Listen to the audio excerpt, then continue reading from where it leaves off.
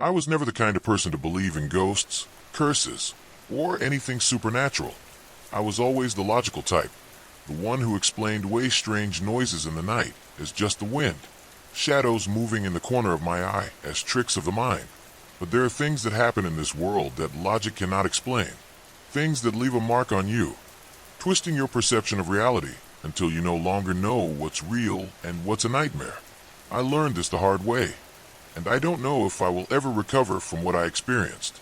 It all started when I moved into an old house on the outskirts of town. It was a beautiful place, far too large for just me, but the price was too good to pass up. A grand Victorian-style home, with towering walls and windows that stretched up to the sky. The moment I stepped inside, I felt something, an uneasiness, like the house was watching me, waiting. But I told myself it was just the unfamiliarity of a new place. I had always lived in small apartments, cramped and crowded, and now I had endless space to myself. It was only natural that it felt strange. The first few nights were quiet. I spent my time unpacking, settling in, and familiarizing myself with the layout of the house. There were rooms I didn't even know what to do with. An old study filled with dusty books, a sitting room with antique furniture covered in white sheets. I only used the bedroom, kitchen, and living room. The rest of the house remained untouched. And yet, despite my attempts to make the place feel like home, I could never shake the feeling that I wasn't alone. It started with small things. Objects weren't where I left them. A chair slightly pulled out from the table when I was sure I had pushed it in. A door that I had closed standing slightly ajar. I chalked it up to my own forgetfulness, my mind playing tricks on me. But then came the sounds. Footsteps creaking in the hallway at night when I was in bed. A whisper, so faint I couldn't make out the words, just at the edge of hearing. Sometimes I would wake up in the middle of the night, feeling as though someone was standing right beside my bed, watching me. But when I turned on the light, there was nothing there. I told myself it was just my imagination, the way an empty house can make you feel uneasy. But the more I ignored it, the worse it got. One night, I was lying in bed, half asleep, when I felt the blanket slowly being pulled off of me. I shot up, heart pounding, and saw nothing. The room was still silent, but the feeling of something lingering in the air was undeniable. I started keeping a light on at night after that, even though I told myself I was being ridiculous. Then the voices started. Not whispers this time, but clear, distinct voices. I would hear them in the middle of the night, sometimes outside my bedroom door, sometimes from the hallway, sometimes right beside me. They weren't loud, but they were persistent. A woman's voice, pleading, desperate. A man's voice, low and angry. But no matter how fast I turned, no matter how much I searched, I never saw anyone. One night, as I was brushing my teeth, I caught movement in the mirror. At first, I thought it was just my reflection, a trick of the light. But when I looked closer, I saw her. A woman standing behind me, her face pale, her eyes sunken, her mouth twisted in silent agony. I spun around, but there was nothing.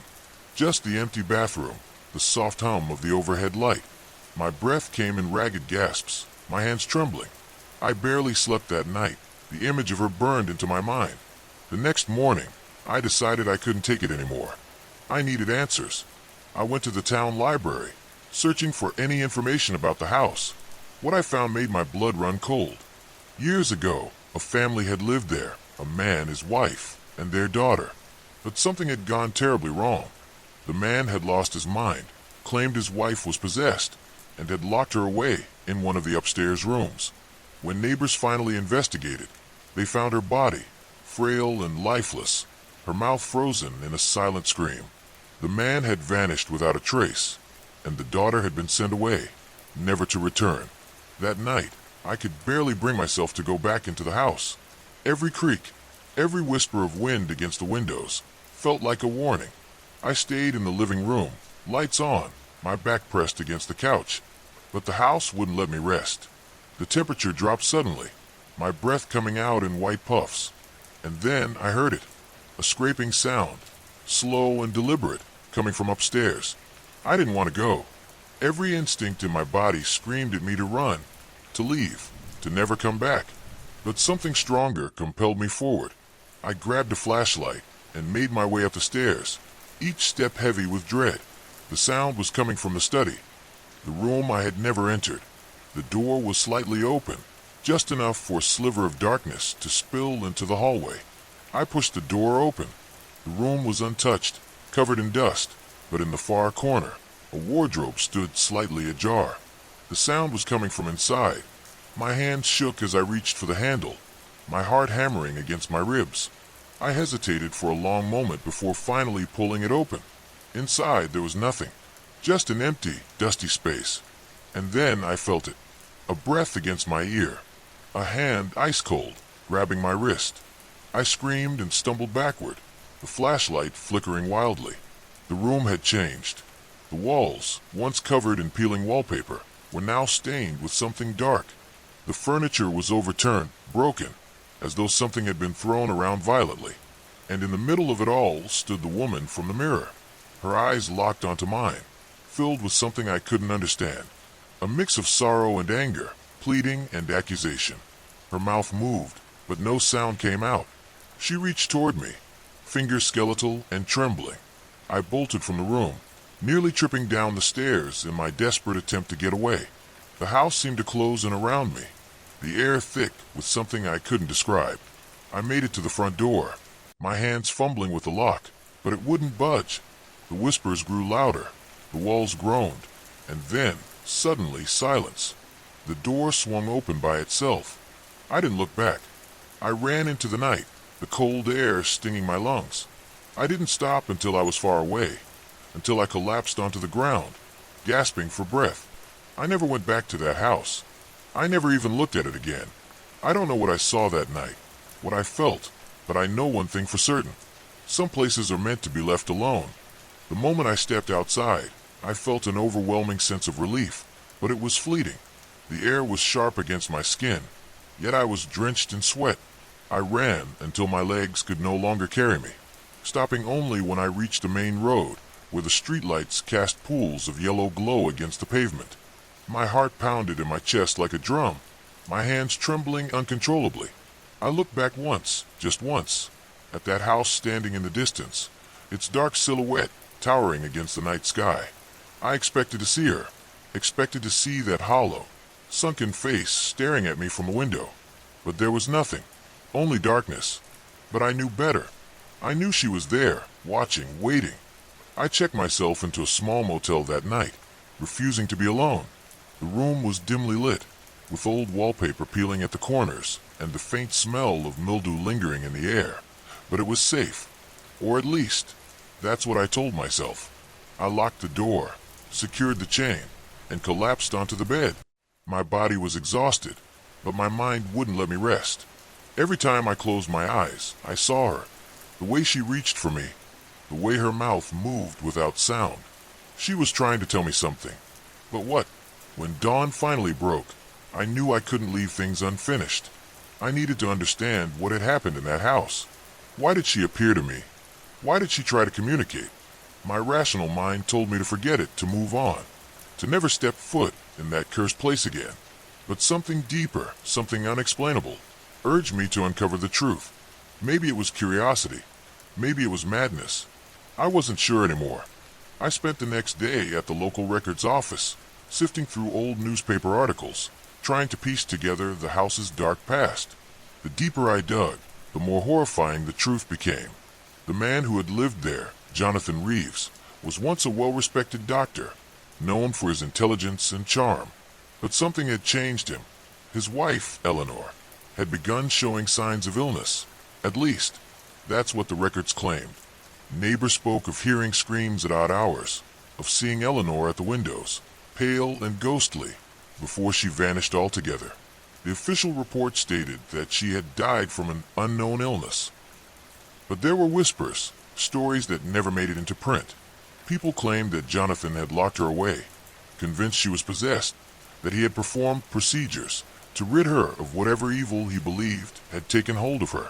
But the most disturbing discovery came from a single article tucked away in the archives.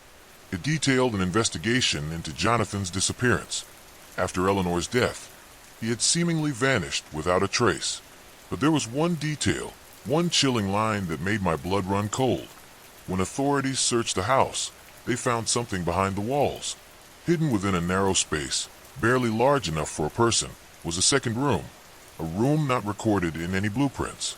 And inside that room, scratched into the walls in deep, jagged letters, was a single word repeated over and over. Help. My stomach twisted into knots. The idea of someone being trapped, alone and forgotten, sent a wave of nausea through me. But that wasn't the worst part. The article ended with a question, one that had never been answered. If Eleanor had died in her bed, who had been locked inside that hidden room? I sat there, the words blurring in front of my eyes, my breath coming in short, shallow gasps. The whispers, the cold touch, the woman in the mirror, was it her? Had she been the one crying out for help all these years? The thought was unbearable, and yet I knew what I had to do. I had to go back.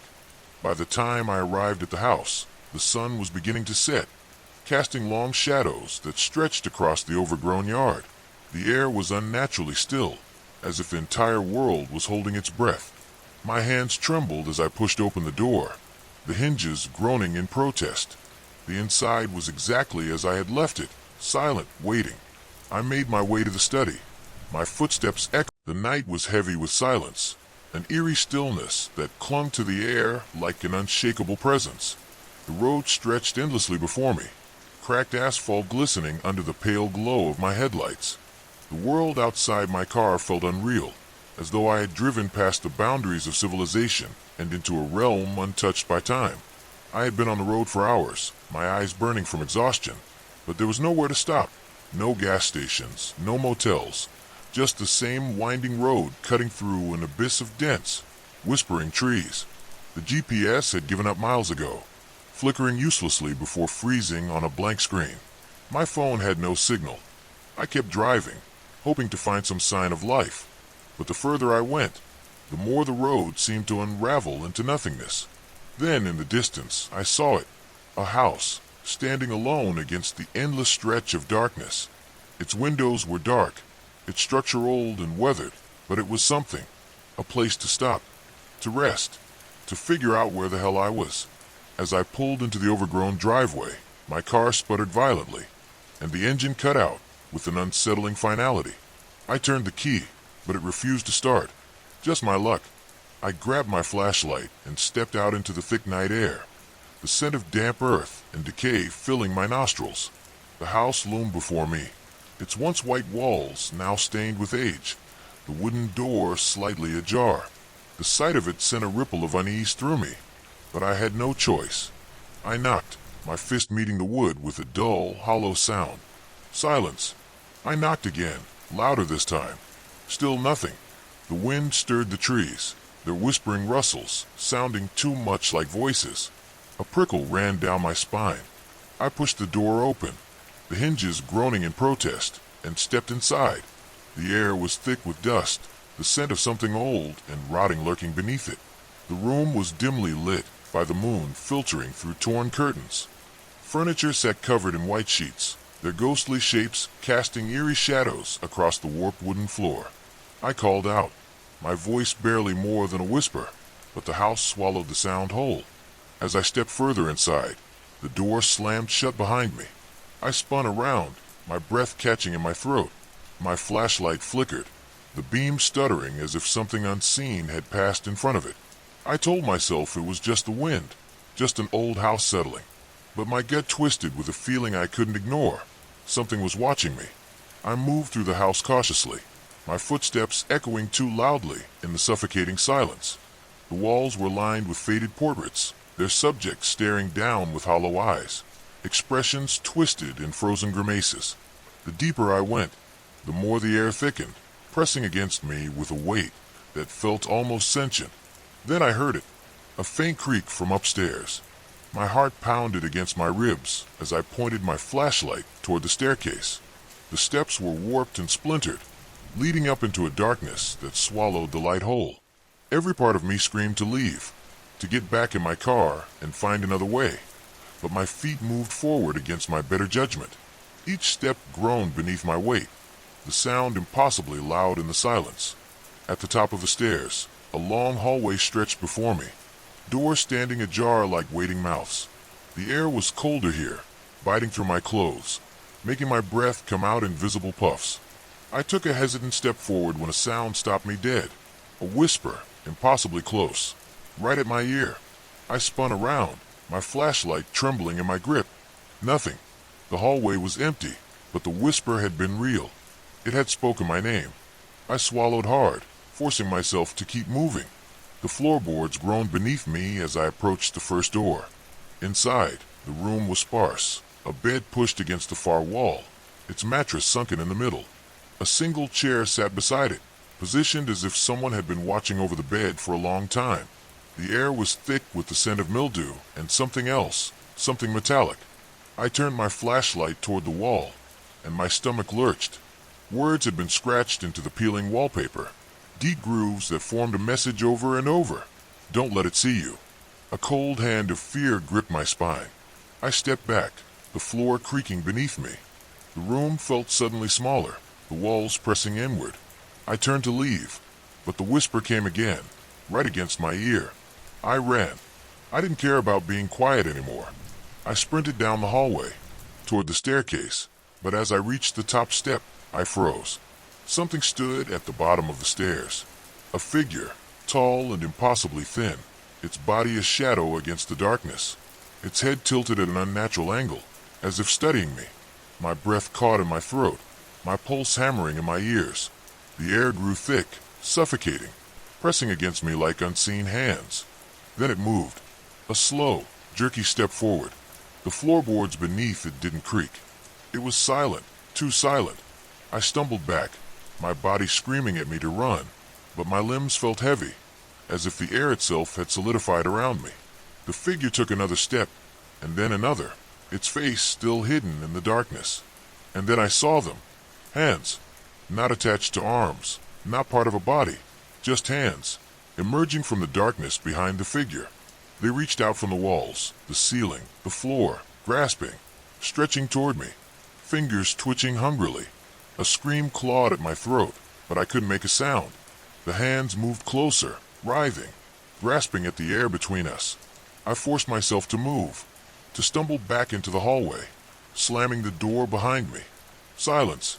Then a single tap. A tap on the other side of the door, slow and deliberate. I held my breath. Another tap. Then another.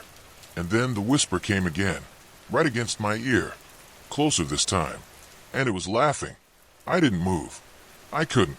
My body was frozen, locked in place by something far beyond fear. The tapping on the door continued, slow, rhythmic, each sound sinking deeper into my mind like the ticking of some unseen clock, counting down to something terrible. My breath was shallow, barely there, and I squeezed my eyes shut as if that would somehow make it all disappear.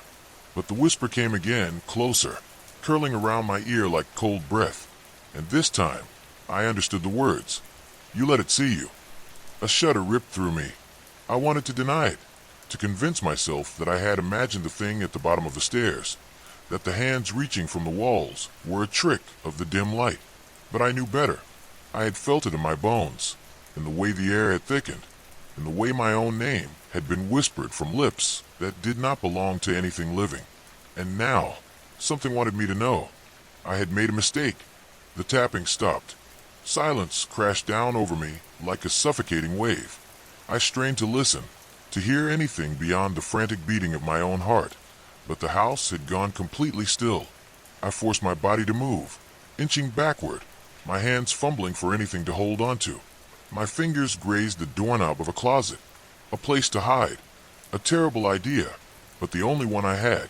I twisted the knob and slipped inside, pressing my back against the cold wood as I shut the door without a sound. The space was small, the air thick with the scent of dust and age, but at least I was hidden. At least I could breathe. Or so I thought. The silence stretched on, an unbearable tension that made my muscles ache. I forced myself to slow my breathing, to listen for any sign of movement outside the door. Minutes passed, maybe longer. My mind screamed at me to do something, anything. But terror held me hostage in that cramped, suffocating space. And then, the breathing started. Not mine. It was deep, ragged, just beyond the door. the sound of something inhaling too sharply, exhaling too slowly, as if savoring the air itself. I clamped my hand over my mouth, biting down on my fingers to keep from making a sound. The breathing grew louder, closer, until I could almost feel it pressing against the thin barrier of the closet door. A shadow passed through the crack of light beneath the door, stretching long and unnatural across the floor. It stopped. I didn't move, didn't blink. Every nerve in my body screamed at me to run, but I couldn't.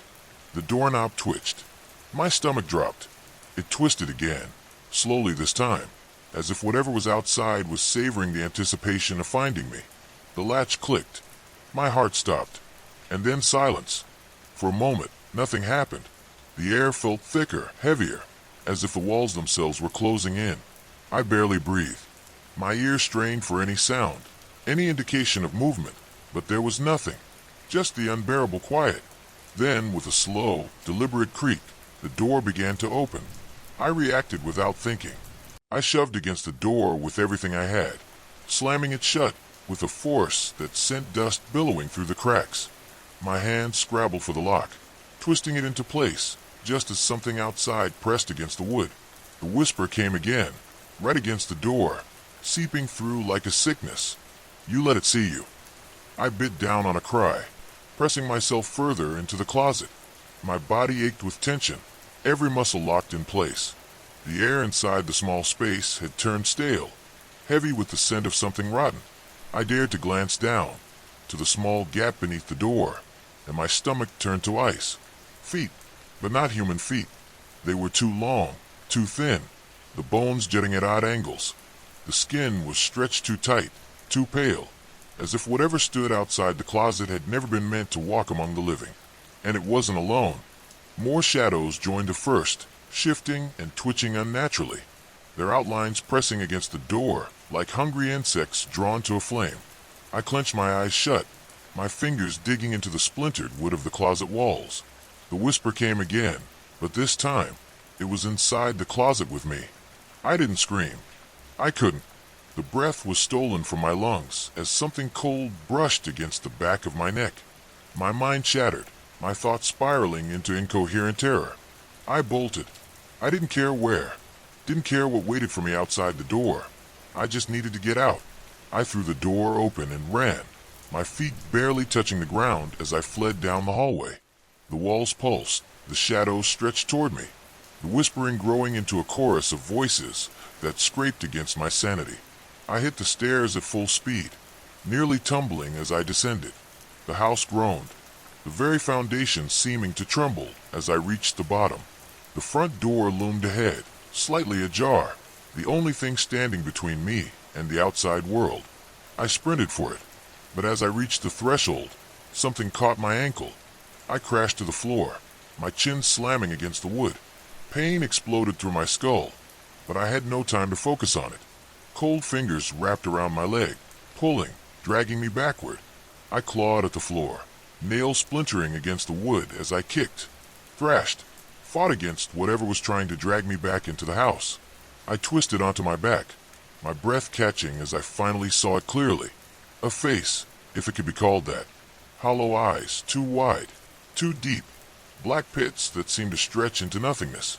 A mouth that wasn't a mouth at all, but a gaping void, stretching, shifting, grinning with something that was not joy but hunger. The hands that gripped me were impossibly long, the fingers tightening as they dragged me closer, closer to the darkness that pulsed behind it. I screamed. I kicked harder, my foot connecting with something solid. The grip faltered. I scrambled forward, pulling myself toward the door with every ounce of strength I had left. My fingers grazed the threshold. Almost there. Almost. A final yank. The air left my lungs as I was pulled back, my vision going black for a moment.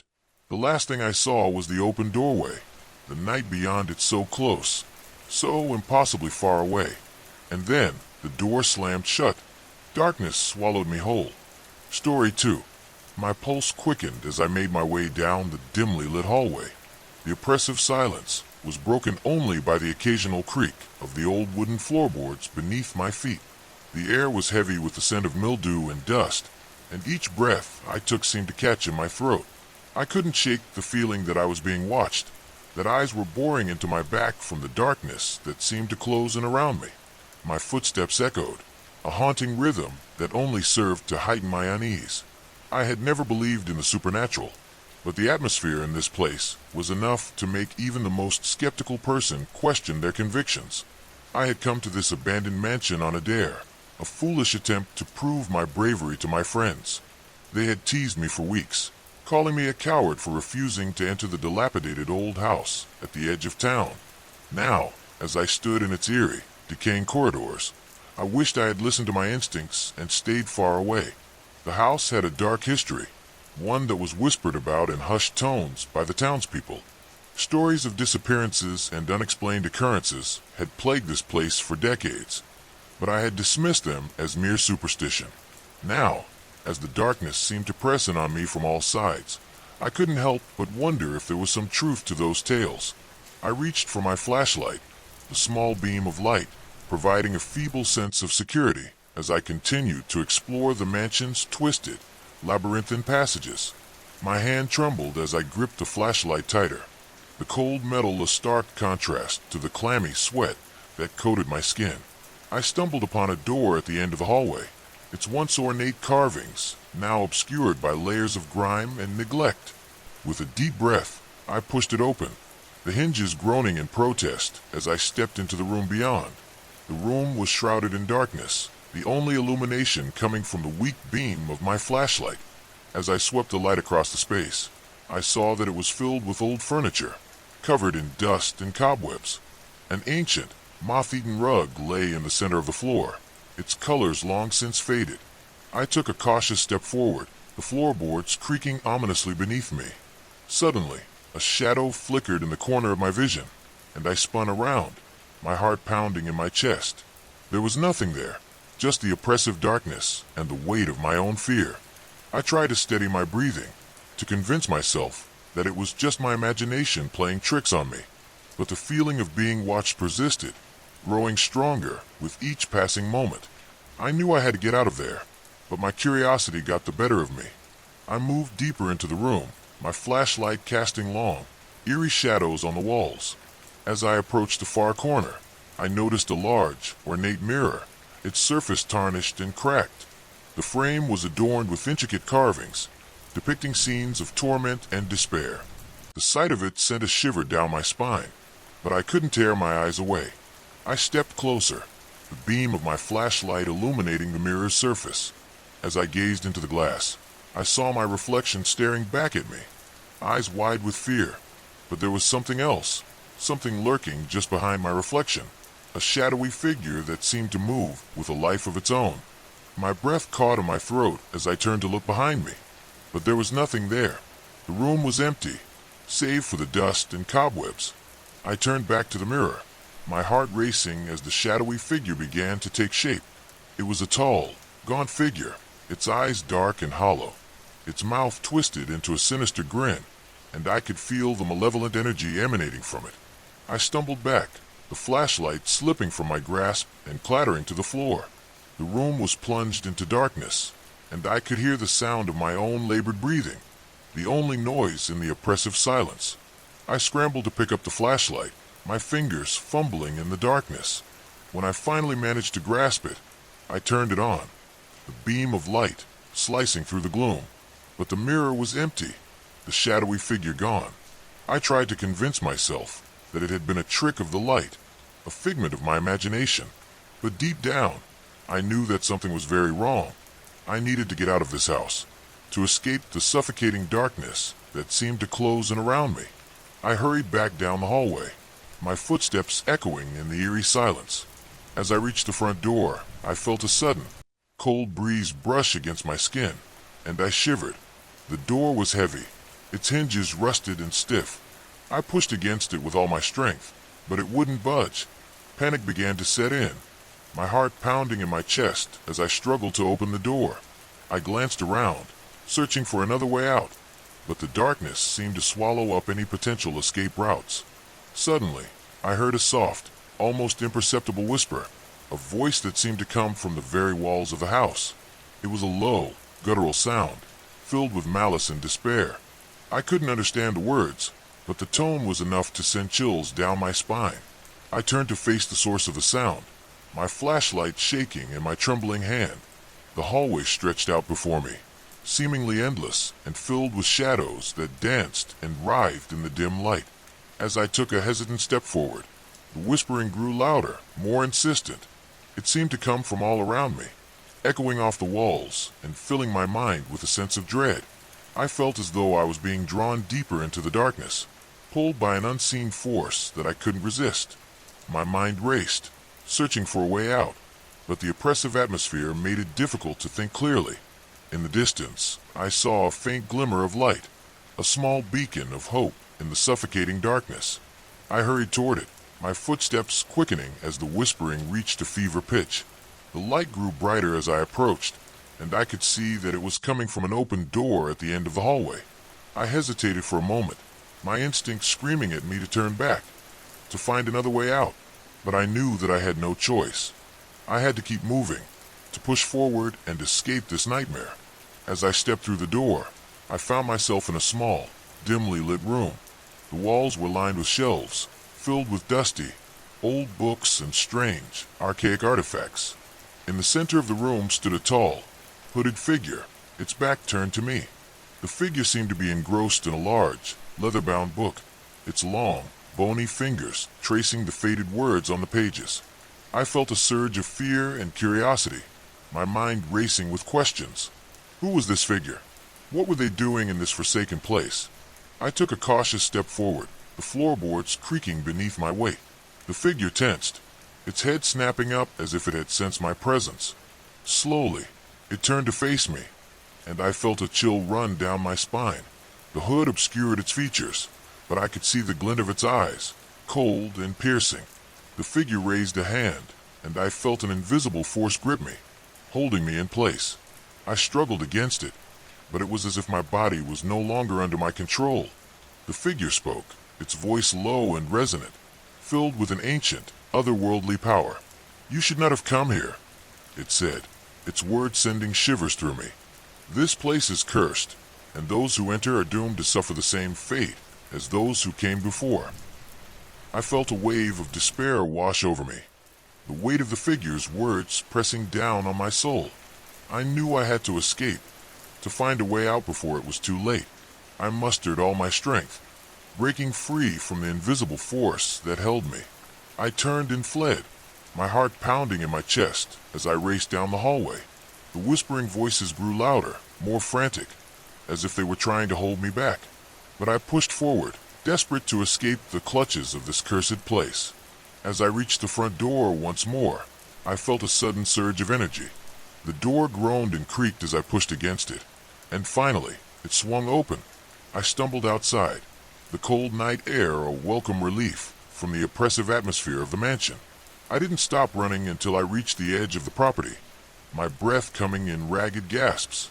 I glanced back at the mansion, its dark silhouette looming ominously against the night sky. I knew I had narrowly escaped a fate worse than death, but the experience had left its mark on me. Even now, as I try to put the events of that night behind me, I can't shake the feeling that something followed me out of that house, that the darkness has taken root within me. I can still hear the whispers, faint and distant, but always there, a constant reminder of the terror I faced. I know that I can never truly escape the curse of that mansion, that it will haunt me for the rest of my days. But I also know that I must be vigilant, to keep the darkness at bay and prevent it from consuming me entirely. I am, in one word, changed. The events of that harrowing night left an indelible mark on my soul, altering the very fabric of my existence. I can no longer walk through the world with the same naive bravado that once characterized my every step. Even the most mundane of surroundings now seemed to pulse with hidden malevolence, a constant reminder of the darkness that once sought to consume me. In the days and weeks that followed my escape from the mansion, I struggled to reconcile the reality of my experience with the logical, rational mind that had always guided me. I pored over every detail, replaying the events in my head, trying to find some explanation that would make sense of the nightmare I had lived through. But no matter how many times I examined it, the truth remained. I had encountered something beyond the realm of human understanding, a force that defied all logic and reason. I began to notice strange occurrences in my everyday life, subtle but undeniable signs that the darkness had not released its hold on me. Objects would move on their own, shadows would shift and writhe in the corners of my vision, and the whispering voices that had haunted me in the mansion seemed to follow me wherever I went. At first, I tried to dismiss these phenomena as mere figments of my imagination, the lingering effects of my trauma. But as the incidents grew more frequent and more intense, I could no longer deny that something sinister had followed me from that cursed place. I sought solace in the company of my friends, hoping that their presence would provide some measure of comfort and security. But even in their familiar, reassuring company, I couldn't shake the feeling that I was being watched, that some unseen force was lurking just beyond the edge of my perception. My friends noticed a change in me, their teasing and laughter giving way to concern and unease. They tried to help me, to pull me out of the darkness that had engulfed me, but their efforts were in vain. The connection I had formed with the mansion's malevolent presence was too strong, its tendrils too deeply entwined with my very being. As the days turned into weeks, I found myself growing increasingly isolated, retreating into the safety of my own home in a desperate attempt to escape the relentless terror that haunted me. But no matter where I went, the darkness followed, an ever-present shadow that seemed to feed on my fear and despair. I tried to find answers, to uncover some way to break free from the curse that had ensnared me. But every avenue I explored only led to more questions, more dead ends. In my search for answers, I turned to the internet, hoping to find some clue or insight that would help me understand the nature of the evil that had attached itself to me. I scoured forums and websites dedicated to the paranormal, reading countless accounts of similar experiences and the methods others had used to combat the forces that tormented them. But no matter how many stories I read or how many rituals and protections I tried, nothing seemed to work. The darkness clung to me, an inescapable shadow that grew ever more oppressive with each passing day.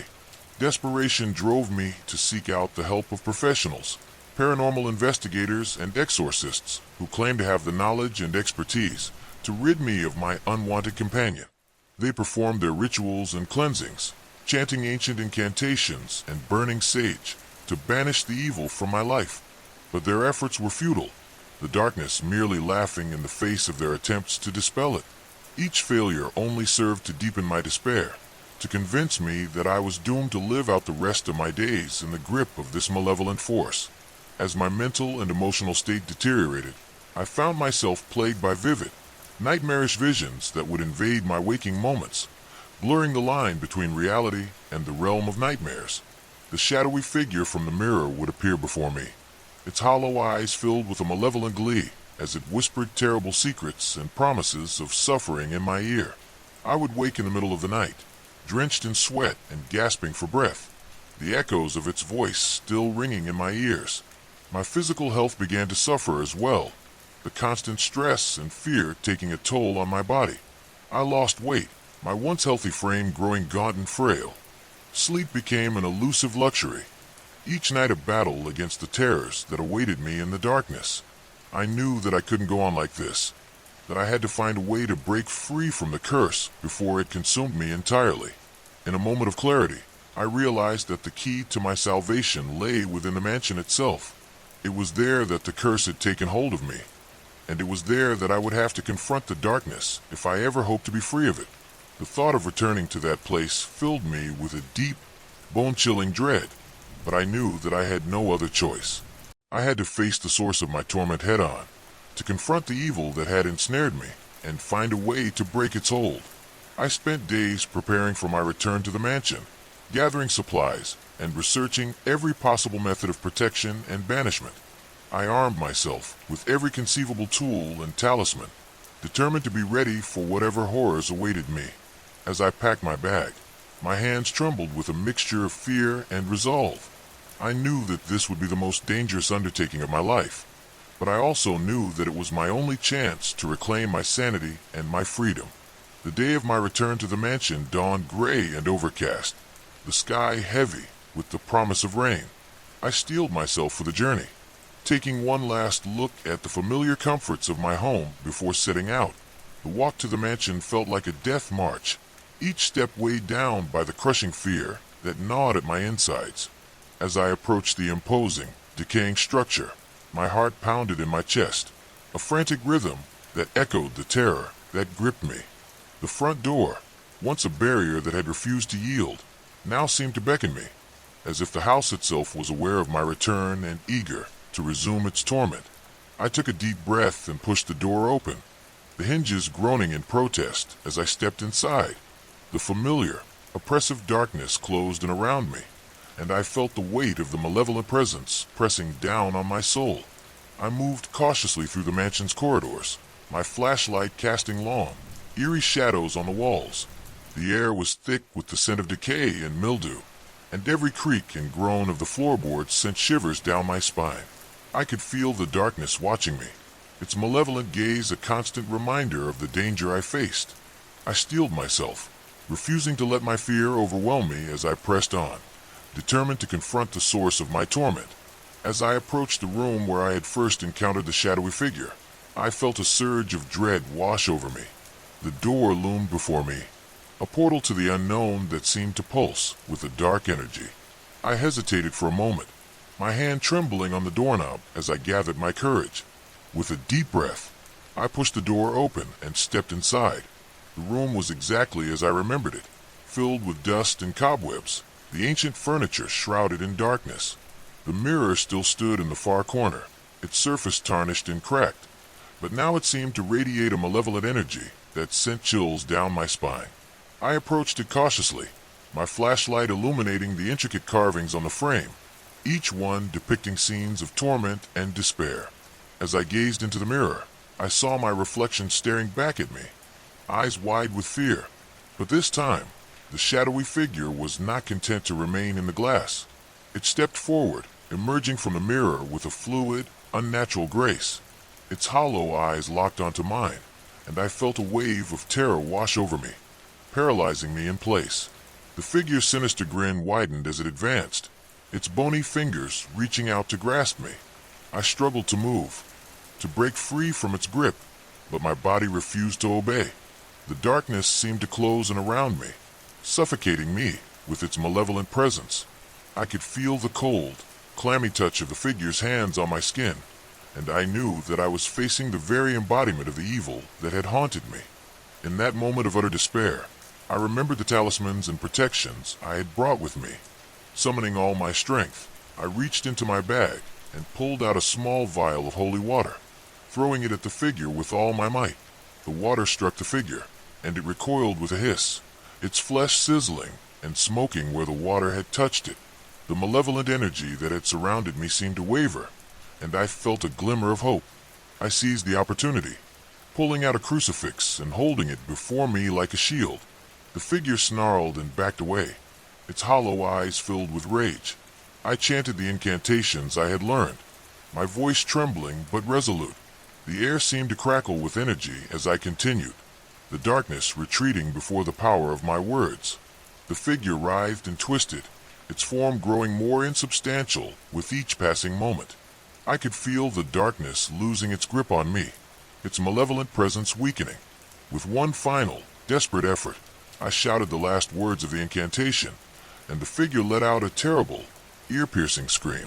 It dissolved into a cloud of shadow and mist, dissipating into the air as the oppressive atmosphere. As the oppressive atmosphere began to dissipate, I felt a glimmer of hope. The darkness that had clung to me for so long was weakening, its grip loosening with every passing moment. I continued to chant the incantations, my voice growing stronger and more confident with each word. The air around me seemed to crackle with energy, the malevolent presence retreating before the power of my words. The shadowy figure writhed and twisted, its form growing more insubstantial by the second. With one final, desperate effort, I shouted the last words of the incantation, and the figure let out a terrible, ear-piercing scream. It dissolved into a cloud of shadow and mist, dissipating into the air as the oppressive atmosphere lifted. I stood there, panting and trembling, my heart racing as the reality of my victory sank in. But even as the darkness retreated, I knew that my battle was not yet over.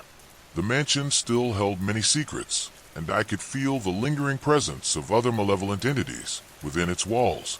I had to uncover the truth behind the curse that had plagued this place and find a way to put an end to it once and for all. I took a deep breath, steeling myself for the challenges that lay ahead. With renewed determination, I began to explore the mansion, searching for clues that would help me understand the nature of the evil that had taken root here. The hall seemed to stretch on endlessly, each room filled with dust and decay, the air heavy with the weight of forgotten memories. As I delved deeper into the mansion, I discovered a hidden passage behind a large, ornate tapestry. The passage was narrow and dark, the walls lined with ancient, crumbling stone. I felt a chill run down my spine as I stepped into the passage, the oppressive silence pressing in on me from all sides. I knew that whatever lay at the end of this corridor would hold the key to unraveling the mystery of the mansion's curse. The passage seemed to go on forever, twisting and turning in a labyrinthine maze that left me disoriented and uneasy. The air grew colder and more stagnant the deeper I went, and I could feel the weight of the darkness pressing down on me. I pressed on, my flashlight casting long, eerie shadows on the walls as I navigated the treacherous path. Finally, I reached a heavy, iron door at the end of the passage. The door was covered in strange, arcane symbols that seemed to pulse with a dark energy. I hesitated for a moment, my hand trembling on the doorknob as I gathered my courage. With a deep breath, I pushed the door open and stepped inside. The room beyond was vast and cavernous, its walls lined with shelves filled with dusty tomes and bizarre artifacts. In the center of the room stood an ancient stone altar, its surface covered in strange, indecipherable markings. The air was thick with the scent of decay and ancient power, and I could feel the malevolent presence of the entities that had plagued the mansion. As I approached the altar, I noticed a large, leather-bound book lying open on its surface. The pages were filled with strange, arcane symbols that seemed to writhe and twist before my eyes. I could feel the dark energy emanating from the book, a palpable force that sent shivers down my spine. I knew that this book held the key to understanding the curse and finding a way to break it. I began to study the book, my eyes scanning the symbols as I tried to make sense of the ancient language. The more I read, the more I began to understand the true nature of the curse that had plagued the mansion. It was a dark and powerful force, bound to the very stones of the building by a malevolent entity that had been summoned centuries ago. The entity fed on the fear and despair of those who entered the mansion, drawing strength from their suffering and using it to maintain its hold on the world. I realized that the only way to break the curse was to confront the entity and banish it from the mansion. But to do so, I would need to gather the necessary tools and perform a ritual that would sever the entity's ties to this world. The book provided detailed instructions on how to perform the ritual, but it was clear that it would be a dangerous and difficult task. I would need to gather several rare and powerful artifacts, each one imbued with the energy needed to counteract the entity's malevolent power. With the knowledge I had gained from the book, I set out to gather the artifacts, determined to put an end to the curse once and for all. The first artifact was a crystal amulet, said to be hidden in a secret chamber beneath the mansion. I carefully followed the instructions in the book, searching for hidden switches and concealed passages that would lead me to the chamber. After hours of searching, I finally discovered a hidden trapdoor in the floor of one of the mansion's many rooms. I pried it open, revealing a narrow staircase that descended into the darkness below. Taking a deep breath, I steeled myself for the journey ahead and began to descend the stairs, my flashlight illuminating the ancient stone walls as I made my way down. The air grew colder and more oppressive the deeper I went, and I could feel the weight of the darkness pressing in on me.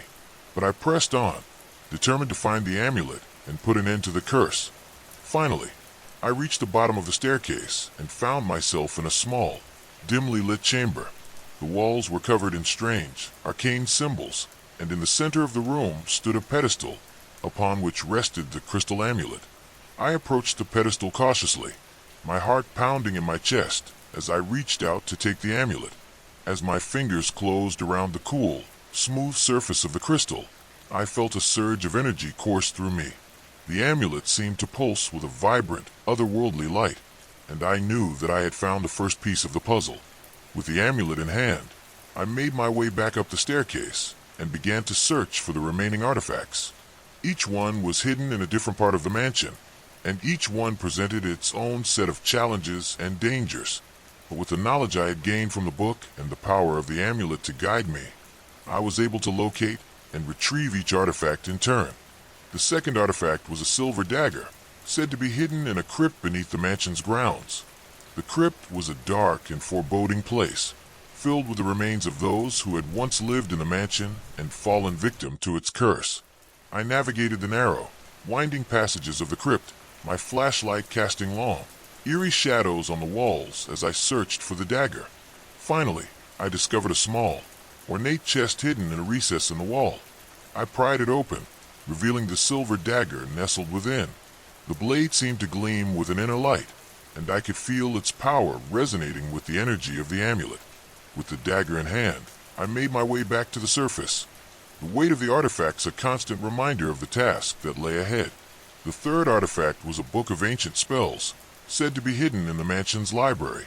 The library was a vast, sprawling room filled with rows upon rows of dusty tomes and ancient manuscripts. I spent hours searching the shelves, my fingers tracing the spines of the books as I scanned the titles for any hint of the spellbook. Finally, I discovered a hidden compartment behind one of the shelves, revealing the ancient spellbook within. The pages were filled with arcane symbols and incantations, each one a key to unlocking the power needed to banish the entity. With the spellbook in hand, I felt a renewed sense of determination, knowing that I was one step closer to breaking the curse.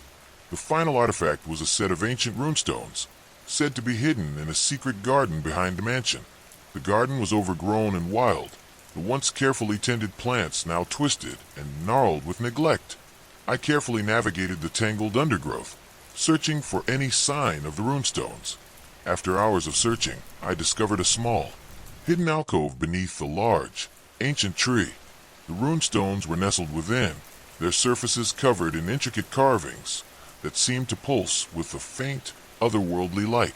As I took the runestones in my hands, I felt a surge of energy course through me, and I knew that I had finally gathered all the necessary tools to perform the ritual.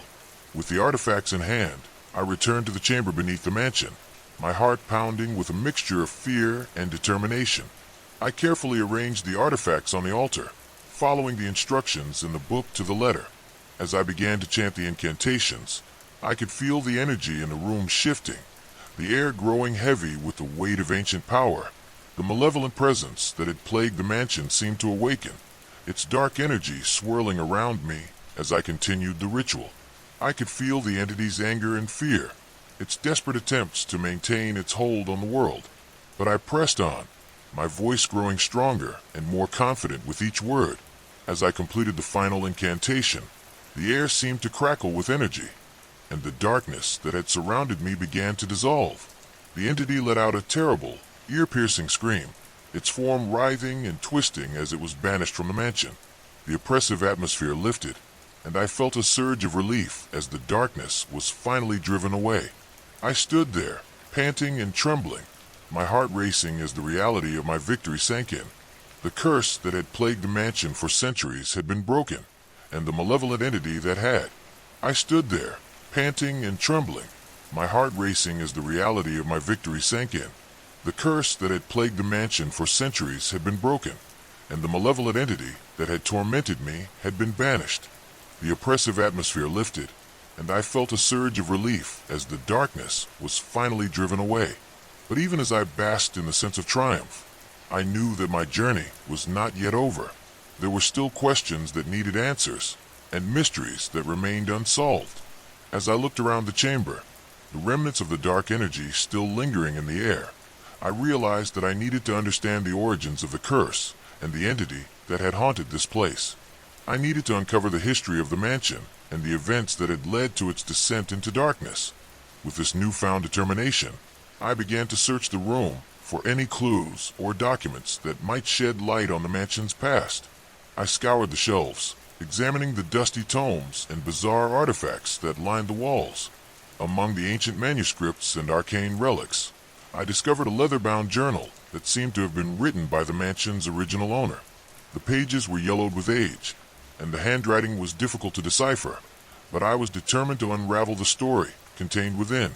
The journal detailed the life of a man named Edward Blackwood, a wealthy and ambitious nobleman who had built a mansion as a symbol of his power and influence. Edward's ambitions, however, extended beyond the material world. He had become obsessed with the occult, delving into forbidden knowledge and dark rituals in his quest for immortality and ultimate power. The journal recounted his experiments and the lengths he had gone to in order to summon and bind powerful entities to his will. It soon became clear that Edward's reckless pursuit of power had led to the summoning of the malevolent entity that had haunted the mansion for centuries. In his desperation to achieve immortality, Edward had performed a ritual that had gone horribly wrong, binding the entity to the mansion and unleashing a curse that would plague the house and its inhabitants for generations. The journal described the initial horror as the entity began to wreak havoc, feeding on the fear and despair of those who dared to enter the mansion's cursed halls. As I continued to read, I discovered that Edward had eventually realized the enormity of his mistake and had sought to find a way to undo the curse he had unleashed. He had devoted the rest of his life to researching ancient texts and performing countless rituals, desperate to find a way to banish the entity and break the curse. However, his efforts had been in vain, and he had ultimately succumbed to the darkness that he had brought upon himself and his home. The journal ended abruptly, with Edward's final, despairing entry detailing his last-ditch effort to banish the entity. It seemed that he had died in the attempt, his soul consumed by the very darkness he had sought to control. The realization that I was not the first to confront the entity filled me with a sense of both dread and determination. I knew that I had succeeded where Edward had failed, but I also understood that the knowledge contained within his journal was invaluable. It could help me ensure that the curse would never return, and that the mansion would be free from the darkness that had plagued it for so long. Armed with this newfound knowledge, I made my way back to the surface, the journal clutched tightly in my hands. The mansion, once a place of terror and despair, now felt lighter, as if the very walls had been cleansed of the malevolent presence that had haunted them. I knew that there was still much work to be done, but I felt a sense of hope and purpose that had been missing for so long. Over the following weeks, I dedicated myself to studying Edward's journal and the other ancient texts I had found in the mansion. I sought to understand the nature of the rituals he had performed and the forces he had sought to control. I reached out to scholars and experts in the occult, sharing my findings and seeking their guidance. Together, we pieced together the puzzle of the mansion's dark history and worked to ensure that the curse would never return.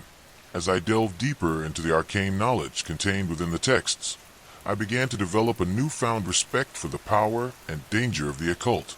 I realized that, while the darkness could be harnessed and controlled, it was a force that demanded the utmost caution and respect. The mansion's history had taught me that the pursuit of power, without regard for the consequences, could lead to devastating and irreversible consequences. In my quest to understand the dark forces that had plagued the mansion, I also sought to restore the house to its former glory. I enlisted the help of historians, architects, and craftsmen to repair the damage that had been wrought by centuries of neglect and decay. Together, we worked to preserve the mansion's history while ensuring that it would no longer be a place of fear and suffering. As the restoration progressed, I felt a sense of accomplishment and pride in the work we were doing. The mansion, once a symbol of darkness and despair, was being transformed into a place of beauty and light. I knew that the process would take time, but I was committed to seeing it through to the end. Throughout this journey, I also took the time to reflect on my own experiences and the impact they had on me. The encounter with the malevolent entity had changed me in profound ways, forcing me to confront my deepest fears and pushing me to the limits of my endurance. But it had also made me stronger, more resilient, and more determined to overcome any obstacle that stood in my way. As the restoration neared completion, I began to consider the future of the mansion and the legacy it would leave behind. I wanted it to be a place where people could come to learn about its history, to appreciate the beauty of its architecture, and to understand the importance of respecting the forces that lie beyond our understanding. I envisioned the mansion as a center for education and research, where scholars and enthusiasts could come together to study the occult and the lessons of the past. To that end, I established a foundation dedicated to preserving the mansion and promoting the study of the occult. I invited experts from around the world to contribute their knowledge and insights, and I opened the doors of the mansion to the public, offering guided tours and educational programs.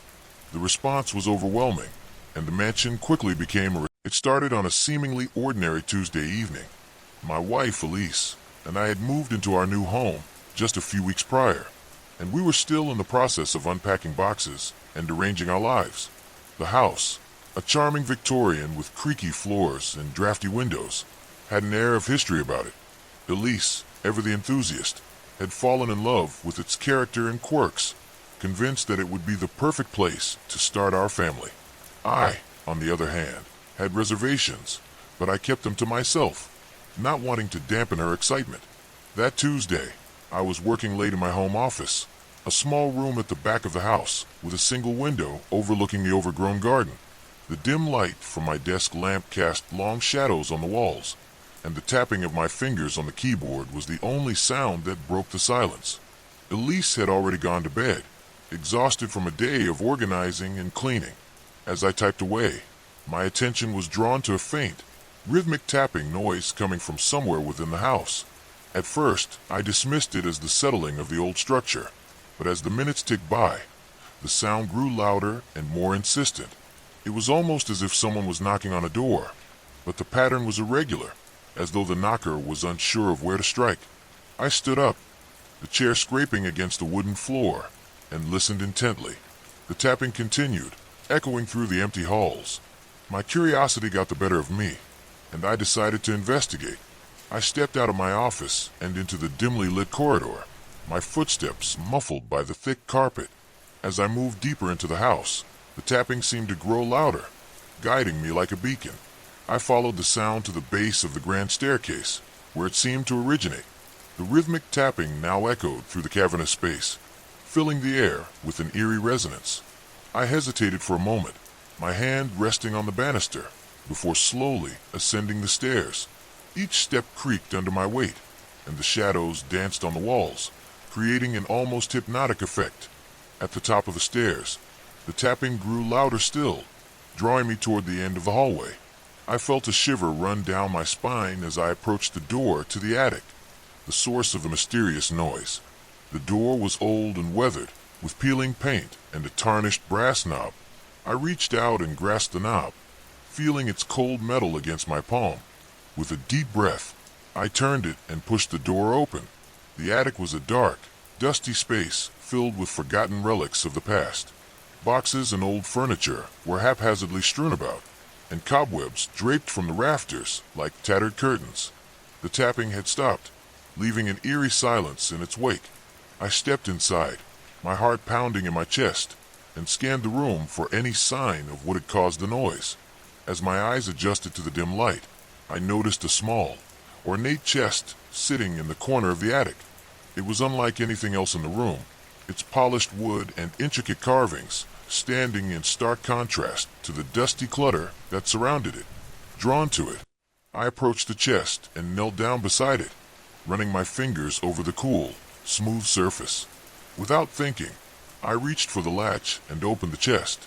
Inside, I found a collection of old photographs, yellowed with age and curling at the edges. I picked up the top photo and held it up to the light, squinting to make out the faded image. It was a portrait of a young couple, dressed in old-fashioned clothing, their faces solemn and unsmiling. The woman in the photo bore a striking resemblance to Elise, and a chill ran down my spine as I realized the connection. I rifled through the other photographs, each one depicting the same couple in various stages of their lives. As I reached the bottom of the stack, I found a small, leather-bound diary. The cover was cracked and worn, and the pages were brittle and yellowed. I opened it carefully, my curiosity piqued, and began to read the first entry. The diary belonged to a woman named Margaret, who had lived in the house with her husband, Thomas, over a century ago. As I read through the entries, I discovered that their lives had been marked by tragedy and loss. Margaret wrote of strange occurrences in the house, much like the tapping noise I had heard. She described feelings of unease and dread, as though she were being watched by unseen eyes. One entry, in particular, caught my attention. Margaret wrote of a dark presence in the house, something malevolent that had taken root in the shadows. She spoke of cold spots, disembodied whispers, and the feeling of being touched by invisible hands. Her words sent shivers down my spine, and I could almost feel the weight of her fear pressing down on me.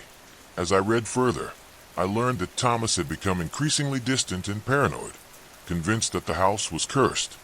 He had taken to spending long hours in the attic, searching for some way to rid the house of the dark presence.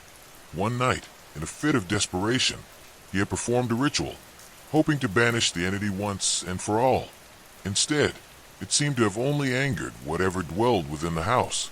Margaret's final entry was a plea for help, written in a shaky hand. She spoke of feeling trapped, unable to leave the house, and of hearing Thomas's voice calling to her from the shadows. She wrote of a sense of impending doom, and the certainty that something terrible was about to happen. The diary ended abruptly, with no further entries to explain what had become of Margaret and Thomas. As I closed the diary and placed it back in the chest, I couldn't shake the feeling that the house was trying to tell me something.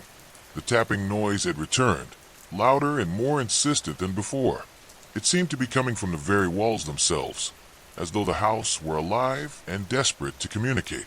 I stood up and backed away from the chest, my mind racing with thoughts of Margaret and Thomas. What had happened to them, and why had the house chosen now to reveal its secrets to me? As I pondered these questions, the tapping grew louder still, echoing through the attic with a sense of urgency. I turned to leave, but as I reached the door, I felt a cold hand grasp my shoulder. I spun around, expecting to find someone standing behind me, but there was no one there. The room was empty, save for the dust and shadows. My heart raced as I realized that whatever had haunted Margaret and Thomas was now reaching out to me. I fled the attic, my footsteps echoing through the silent house. As I descended the stairs, the tapping followed me, growing louder and more frantic with each step. I burst into the hallway and ran to the bedroom, where Elise lay sleeping peacefully. I shook her awake, my voice trembling as I tried to explain what had happened.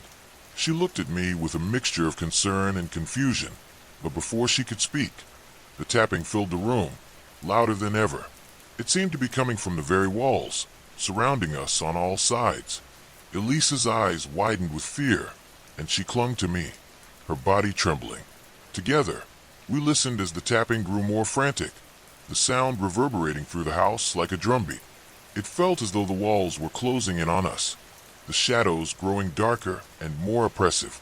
I could feel the weight of the house pressing down on me, suffocating me with its history and secrets. As the tapping reached a fever pitch, Elise and I knew we had to leave. We grabbed what few belongings we could carry and fled the house, not daring to look back. The tapping followed us out into the night, echoing through the darkness like a relentless heartbeat. We never returned to that house, leaving behind the memories and secrets that it held. But even now, years later, I can still hear the tapping in my dreams, a reminder of the darkness that lurks in the shadows, waiting for the next unsuspecting soul to stumble upon its secrets. In the months that followed, Elise and I tried to put the events of that night behind us. We moved to a small apartment in the heart of the city, far away from the haunting memories of the old Victorian house. Life began to return to some semblance of normalcy, but the trauma of what we had experienced lingered like a shadow, always lurking at the edges of our thoughts. Elise threw herself into her work, determined to distract herself from the nightmares that plagued her sleep. I did my best to be supportive, but I too was haunted by the memories of that night. The tapping, the cold hand on my shoulder, the diary's chilling words, they all played over and over in my mind, refusing to be forgotten. It was as if the house had left a mark on us, one that could never truly be erased. As time passed, we spoke less and less about the house. It became an unspoken agreement between us that we would not mention it, as though acknowledging its existence might somehow give it power over us. But even in silence, the memory of the house loomed large, casting a dark cloud over our lives. One evening, as I sat alone in the living room, a thought struck me. What if the house wasn't done with us? What if it was still reaching out, trying to draw us back into its sinister embrace?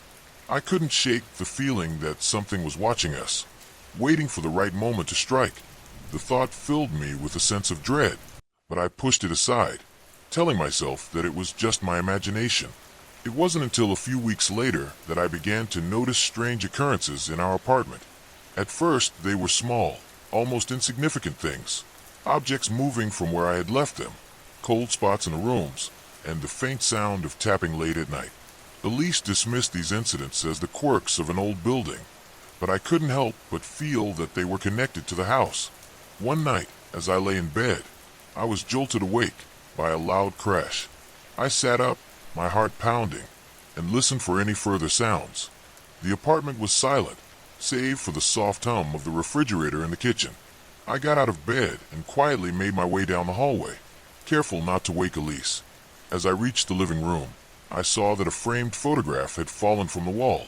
The glass shattered into 1,000 pieces. I knelt down to pick up the broken shards, and as I did, I noticed something strange. The photograph, which had been of Elise and me on our wedding day, was now unrecognizable. The faces were blurred and distorted, as if someone had smeared the image with their fingers. A chill ran down my spine, and I quickly cleaned up the mess, disposing of the ruined photograph. The next day, I couldn't shake the feeling that something was terribly wrong. I tried to talk to Elise about it, but she brushed off my concerns, insisting that it was just a coincidence. Her dismissal only fueled my anxiety, and I began to feel more isolated and alone. I started spending more time at work, hoping to escape the oppressive atmosphere of our apartment. As the weeks went by, the strange occurrences continued to escalate. Doors would open and close on their own, lights would flicker, and the tapping grew louder and more persistent. I found myself dreading the nights, knowing that sleep would bring more nightmares and restless tossing and turning. Elise seemed to be affected as well, her once bright and cheerful demeanor replaced by a growing sense of unease.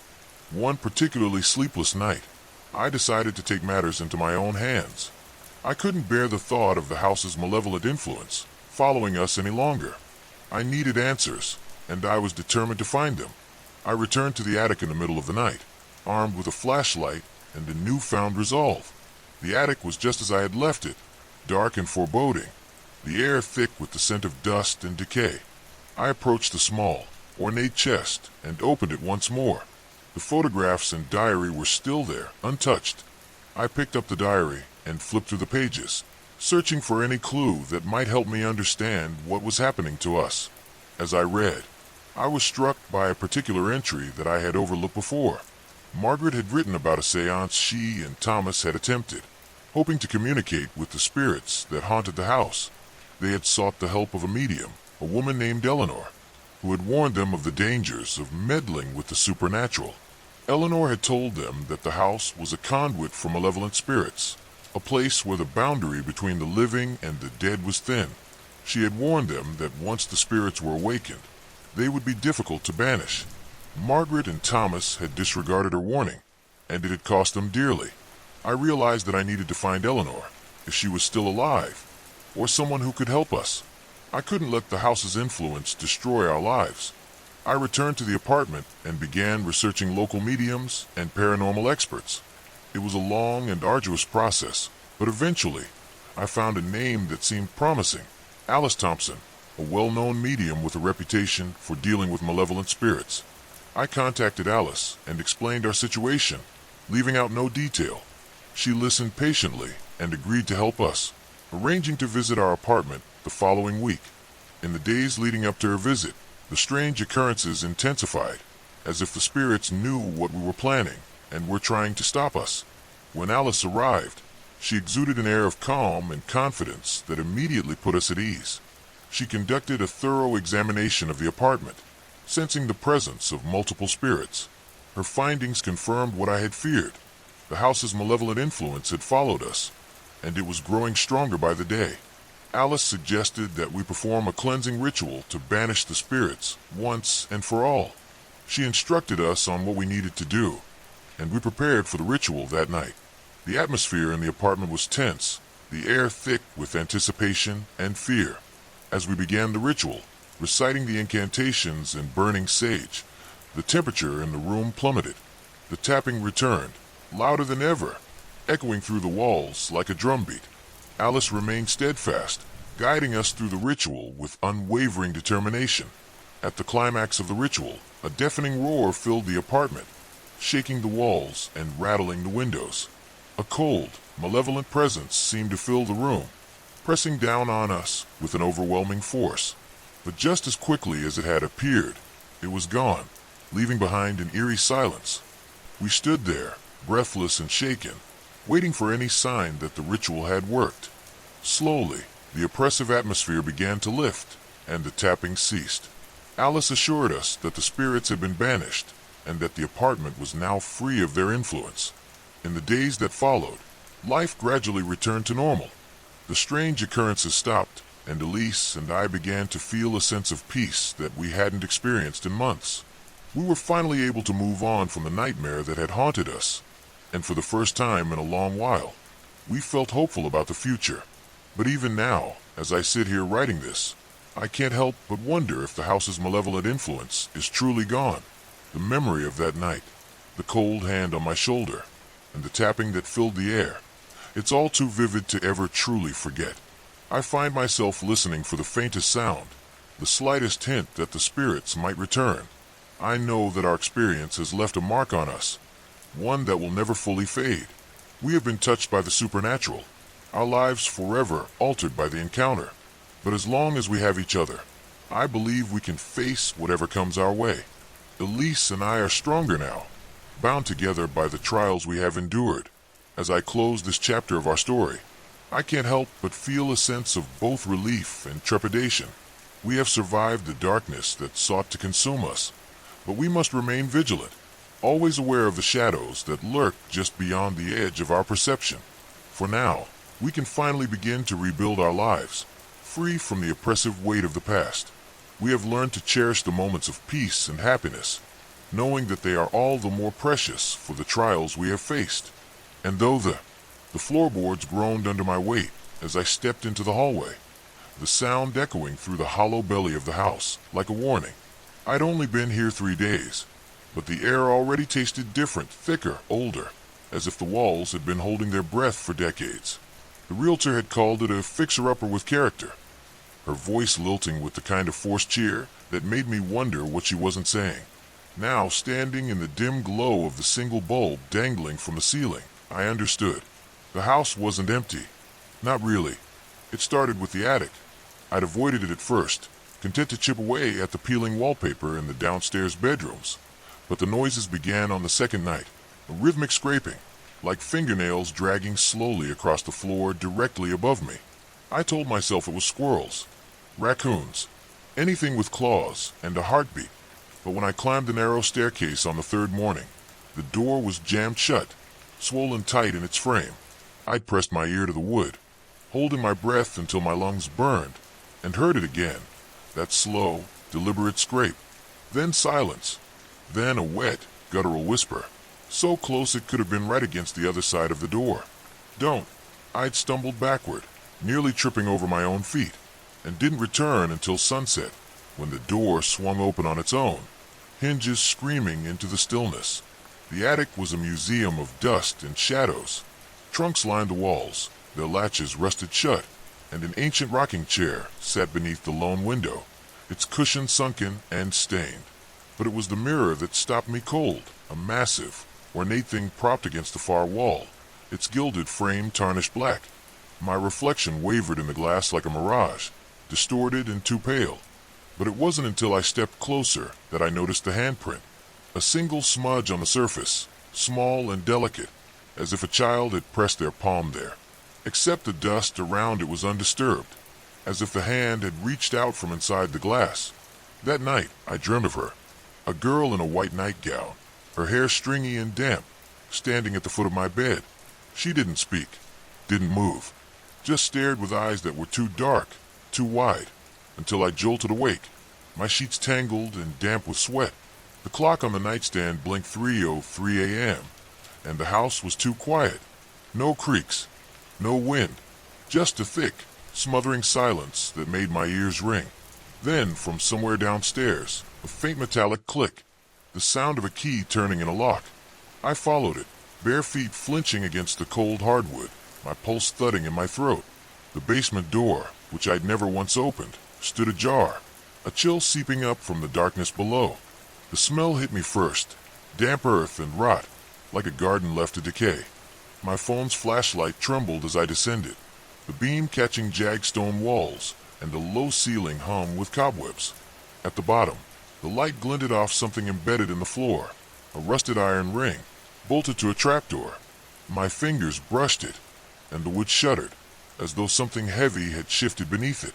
That's when the whispers started, not from the trapdoor, from behind me, a chorus of voices, overlapping and frayed, rising from the corners of the room. "She's hungry. She's been waiting. You shouldn't have come back." I spun, the light slicing through the blackness, but there was nothing, only the empty stairs, the swaying cobwebs, and the sudden, crushing certainty that I wasn't alone. The air grew colder, sharp against my skin, and the flashlight flickered. In the split second of darkness, I felt it, a hand, ice cold and skeletal, gripping my ankle. I screamed, wrenching free, and fled upstairs, slamming the basement door so hard the walls shook. Dawn found me huddled on the kitchen floor, clutching a coffee mug I couldn't remember making, my mind clawing for logic. Old houses settle, pipes groan, stress breeds paranoia. But as the morning light spilled through the grimy windows, I noticed the mud. Faint, child-sized footprints leading from the basement door to the foot of the stairs. And there, in the center of the kitchen table, lay a photograph I'd never seen before. A black and white image of a girl in a white nightgown, her face blurred, standing in front of the attic mirror. The rest of the day passed in a haze of avoidance. I painted over water stains, scrubbed mold from the bathroom tiles, anything to keep my hands busy and my thoughts away from the basement. But the attic called to me, a low, insistent pull in my gut that grew stronger as the sun dipped below the trees. By nightfall, I was standing in front of the mirror again, my breath fogging the glass. The handprint was gone. In its place, words scrawled in a thin, shaky script. "Help me." I don't know how long I stood there, staring at those words, before the reflection shifted. Behind me, in the glass, the rocking chair began to move. Slow, rhythmic creaks filled the attic, though the chair itself sat utterly still.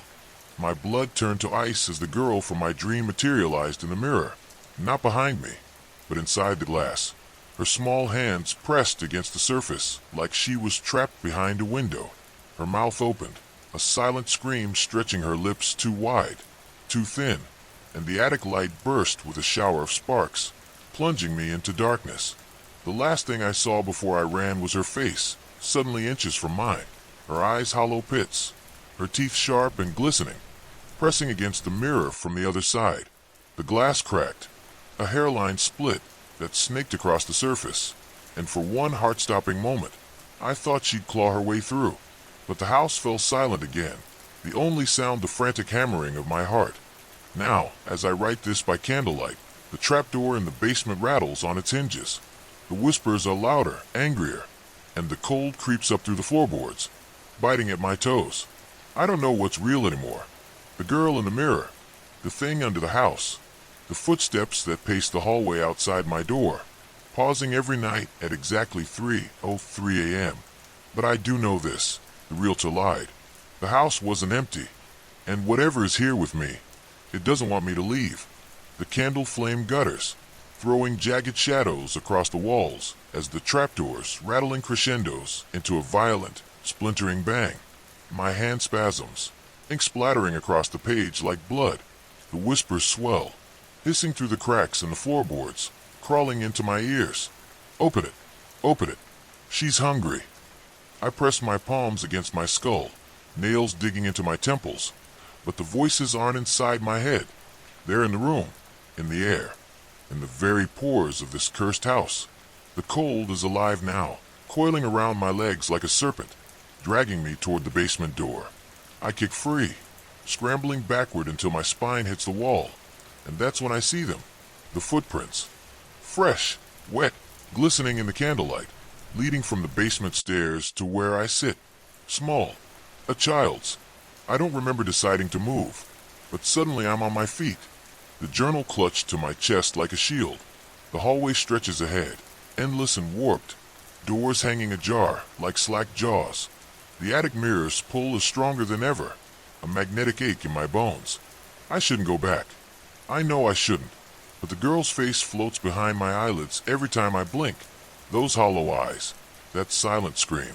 If she's trapped, maybe I can free her. Maybe freeing her will free me. The thought is thin, desperate, but it's all I have. The attic stairs groan as I climb, each step a protest. The mirror waits, its cracked surface reflecting fragments of the room, a sliver of the rocking chair, a shard of the window, the distorted curve of my own terrified face. The words "help me" are still there, smeared now, as if someone tried to wipe them away. I lean closer, breath fogging the glass, and a drop of moisture lands on my wrist. Cold, thick. I look up. The ceiling is weeping. Black liquid oozes between the floorboards above, dripping in fat, deliberate drops. It hits the mirror with a sizzle, etching tiny scars into the glass. The air reeks of burnt hair and copper. I stumble back, but the mirror's surface ripples like water, and she's there again, the girl, her nightgown stained now, her hair matted with the same black substance. She pounds against the glass, mouth stretched in a scream I can't hear, and the cracks spread, splintering toward the edges. Behind her, shadows writhe, formless and ravenous. She's not alone in there. A crash from downstairs shatters the moment. The trapdoor. It's open. I can feel it in the pull of the air, in the way the house seems to inhale, deep and eager. The girl's hand slams against the mirror one last time, leaving a bloody palm print, and then she's gone. The mirror goes dark, reflecting nothing but the attic's gloom. I'm halfway down the stairs when the first howl rises from the basement, a guttural, wet sound that shakes the walls. It's not human. It's not animal. It's something else. The kitchen is a war zone. Cabinets hang open, dishes shattered on the floor, and the photograph of the girl lies torn in half on the table. The basement door yawns wide, darkness spilling out like smoke. I should run, get in the car, drive until the house is a speck in the rear view. But the mud-streaked footprints lead me forward, down, down, down into the earth. The flashlight app on my phone flickers, useless, but the walls themselves seem to pulse with a faint, sickly glow, fungal, phosphorescent. The trapdoor gapes open, its iron ring twisted off its hinges. A ladder descends into the black, the rung slick with something that glistens. I climb. The shaft is narrow, the air so thick I choke on it. Below, the sound of water, dripping, rushing, a subterranean river. My feet hit wet stone, and the flashlight finally steadies, revealing a cavern. Roots dangle from the ceiling, knotted and throbbing as though alive. The walls are carved with symbols, crude and jagged, their grooves stained brown. Blood, old blood, and in the center of the room, a well. It's ancient, the stones green with slime, the wooden bucket rotted to splinters. But the water is still, black as oil, and the whispers pour from it like steam. She's here. She's here. She's here. I edge closer, drawn against my will, and the water ripples. A face surfaces, not the girl's. This face is bloated, flesh sagging, eyes milky and lidless. A corpse's face. A corpse that smiles. Hands burst from the water, skeletal, flesh sloughing off bone, and seize my wrists. The foam clatters to the ground as I'm dragged forward, my chest hitting the well's edge, the stench of rot flooding my nostrils. The corpse's mouth unhinges, a black tongue lolling, and the whispers become a roar. Feast, sister, feast. A shriek splits the air, high and piercing, and the hands recoil. The girl stands at the base of the ladder, her form flickering, half transparent. The water stills, the corpse sinks, and the cavern falls silent. She points upward, her eyes pleading, then fades like smoke. I don't hesitate. I climb, scramble, flee, the howls rising again behind me, shaking dust from the stones. I don't stop until I'm back in the kitchen, the basement door locked, a chair wedged under the knob. Morning brings no relief. The house is different now, walls blistering with damp, floors warped into unnatural slopes. The attic mirrors cracks oozing that same black sludge. I find the journal in the pantry, tucked behind cans of soup I don't remember buying. The pages are brittle, the handwriting spidery and frantic. They called her a witch. The first entry reads, 1867. They bound her to the mirror, her soul anchored to this house. But the well demanded balance. A life for a life. They fed it to children first. It wasn't enough. The entries degrade, sentences fragmenting into madness.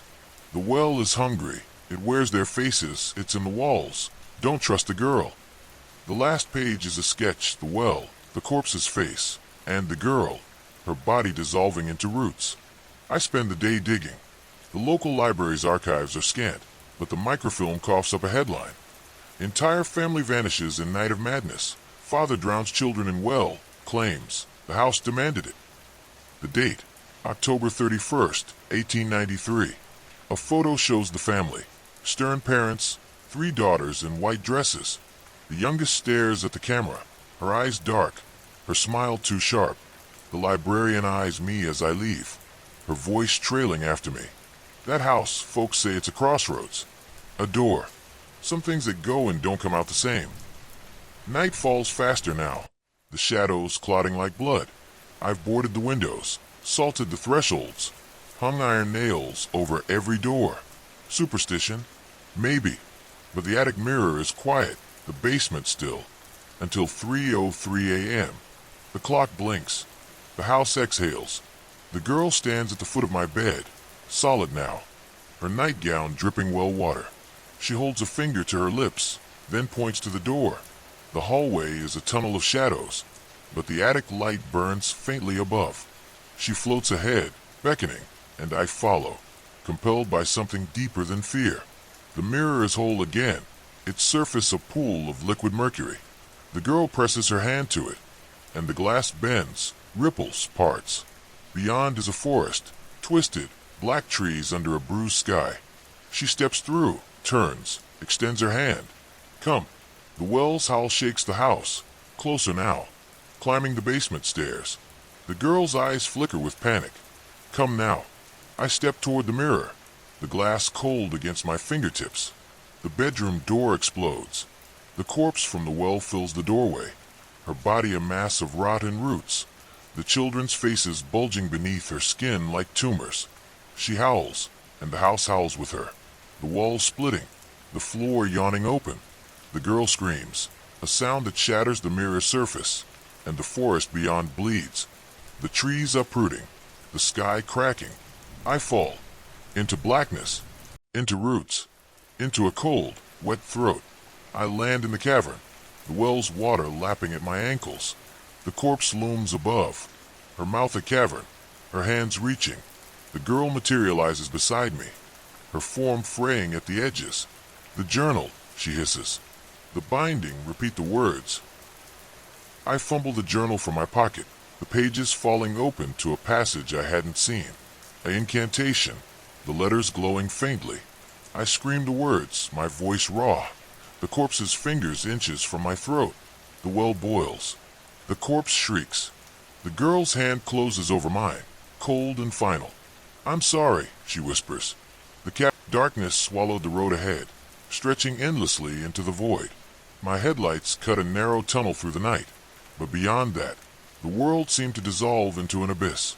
I hadn't seen another car in what felt like hours, and the gas gauge was dipping lower than I liked. The GPS signal had vanished miles ago, leaving me with nothing but the vague directions I had scribbled on a crumpled napkin. A wrong turn had led me off the main highway and onto this desolate road that wound through thick, towering trees, their branches forming a skeletal canopy above.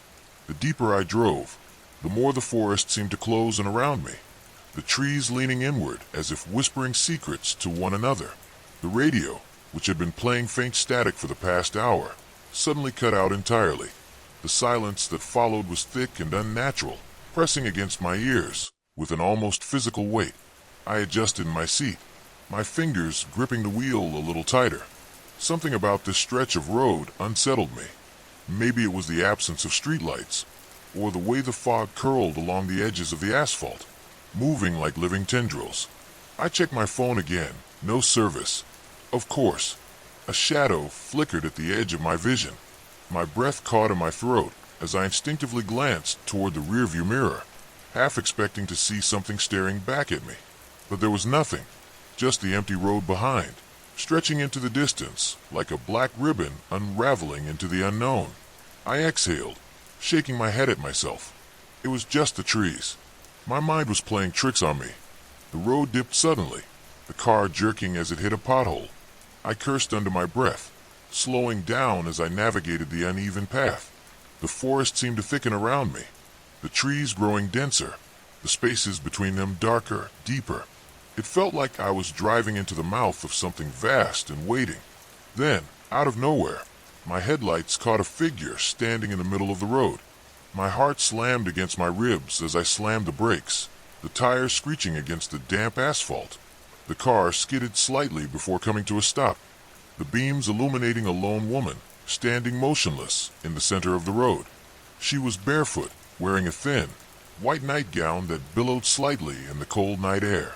Her hair was long and tangled, falling in messy waves over her face, obscuring her features.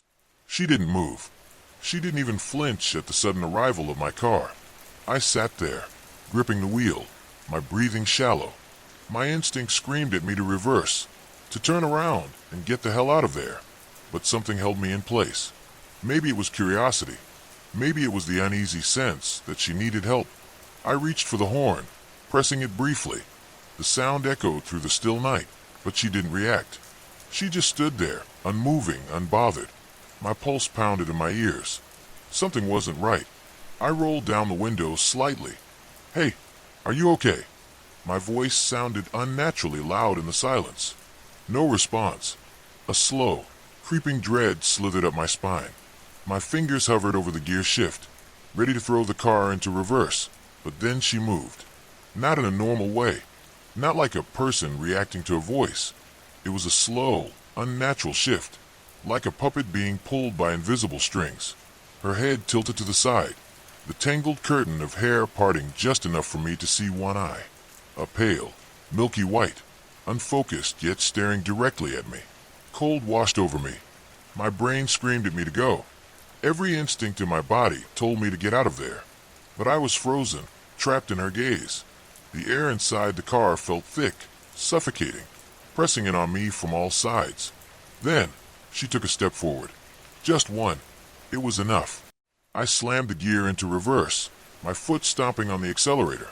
The car lurched backward, the tires spinning against the slick road before catching traction. My hands trembled on the wheel as I backed away. But I didn't dare take my eyes off her. She was still staring, still standing there. And then she smiled. Not a normal smile. Not a friendly or relieved or even a sinister one. It was too wide, too stretched, as if her skin didn't quite fit right.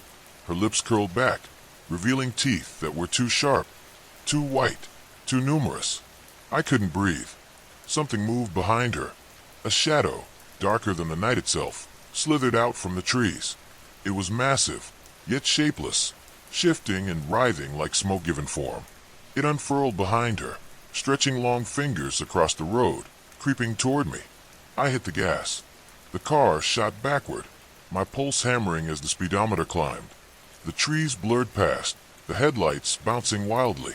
I didn't care where I was going. I just needed to get away. And then, the car slammed into something. The impact jolted me forward, the seatbelt biting into my chest. The engine sputtered. The hood crumpled against a massive tree that hadn't been there a second ago. Dazed, gasping for breath, I looked up. The woman was standing right in front of the car, closer than before. Her head tilted again, the same sickeningly slow motion. That twisted, stretched smile still frozen on her face. The shadow loomed behind her, rising, solidifying. It had eyes now, dozens of them, gleaming, hungry, unblinking. The air around me thickened, my vision blurring at the edges. My limbs felt heavy, my body sinking into the seat as if gravity had doubled. She lifted a hand. Her fingers were too long. The darkness swallowed everything. I awoke to the sound of my own heartbeat, loud and insistent in the silence of the night. My room was bathed in shadows, the only light coming from the faint glow of the moon filtering through the thin curtains. It was one of those nights when sleep seemed an elusive dream, and every creak of the house felt like a whisper in the darkness. I lay there, staring at the ceiling, trying to convince myself that it was just my imagination running wild, that the sense of unease creeping up my spine was nothing more than the residue of a bad dream. But the feeling persisted, a gnawing sensation that something was not right. I sat up, the bed creaking beneath me, and glanced at the clock on my nightstand. It was past midnight, the hour when the world is at its quietest, and yet I couldn't shake the feeling that I was not alone. I swung my legs over the side of the bed and stood, shivering slightly as my bare feet touched the cold wooden floor. With hesitant steps, I made my way to the window and peered out into the night. The world outside was shrouded in darkness, the familiar shapes of the garden and trees transformed into ominous silhouettes. I scanned the yard, my eyes straining to see anything out of the ordinary, but there was nothing, just the stillness of the night and the quiet rustle of the wind through the leaves. I turned away from the window, telling myself that I was being foolish, that there was nothing to fear in the shadows. As I made my way back to bed, I heard it, a soft, almost imperceptible sound, like the faintest of whispers. I froze, my heart pounding in my chest, and strained to listen. The sound came again, this time louder, a soft, eerie murmur that seemed to be coming from somewhere within the house. I stood there, rooted to the spot, my mind racing with possibilities. Was it the wind, or something more sinister?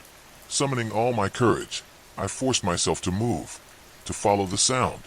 It led me out of my room and into the hallway, where the darkness seemed even more oppressive. I flicked on the light switch, but nothing happened. The bulb must have burned out, I thought, as I made my way cautiously down the hall. The sound grew louder, a disembodied voice that sent shivers down my spine. It seemed to be coming from the basement. I hesitated at the top of the stairs, staring down into the pitch-black abyss below.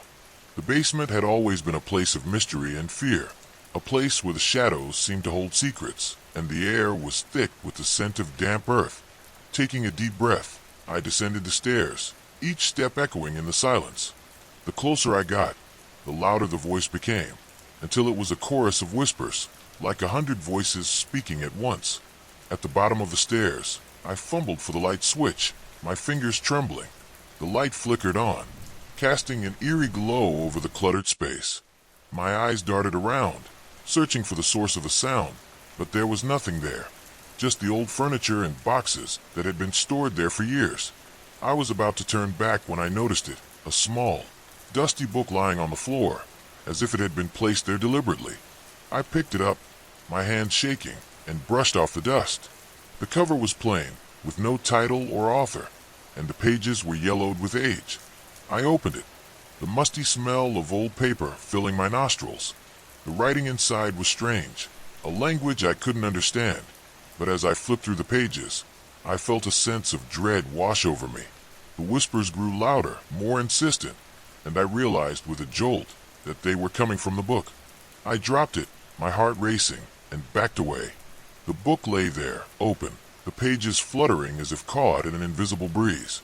I wanted to run, to escape the house and the eerie whispers, but I found myself drawn to it, compelled to understand its secrets. I picked it up again, my fingers tracing the strange symbols on the pages. As I stared at the writing, the words seemed to shift and change, forming shapes and images that danced before my eyes. Suddenly, the room grew colder, the temperature plummeting to a bone-chilling cold. I could see my breath in the air, and the shadows seemed to grow darker, more menacing. The whispers intensified, a cacophony of voices that filled my mind, drowning out my thoughts. I tried to close the book, but my hands wouldn't obey, as if they were being controlled by some unseen force. The symbols on the pages glowed with an eerie light, and I felt a strange sensation, as if the book was drawing me in, pulling me into its world. I fought against it, struggling to break free, but it was no use. The darkness closed in around me, and I felt myself falling into the book and the world of shadows it contained. I landed with a thud, the air knocked out of me. I was no longer in the basement, but in a dark, twisted version of it. The walls were lined with bookshelves, filled with ancient tomes that seemed to pulsate with a dark energy. The air was thick with the scent of decay, and the whispers were louder than ever, a constant murmur that filled my mind. I stood, my legs trembling, and looked around. The basement was larger than it should have been, stretching out into the darkness. I could see shapes moving in the shadows, and I realized with a jolt that I was not alone. Figures emerged from the darkness, their faces hidden in the shadows, their eyes glowing with an unnatural light. They moved towards me, their whispers growing louder, more urgent. I backed away, my mind racing. I needed to get out, to escape this nightmare, but I had no idea how. The figures closed in, their whispers forming a single word that echoed in my mind: run.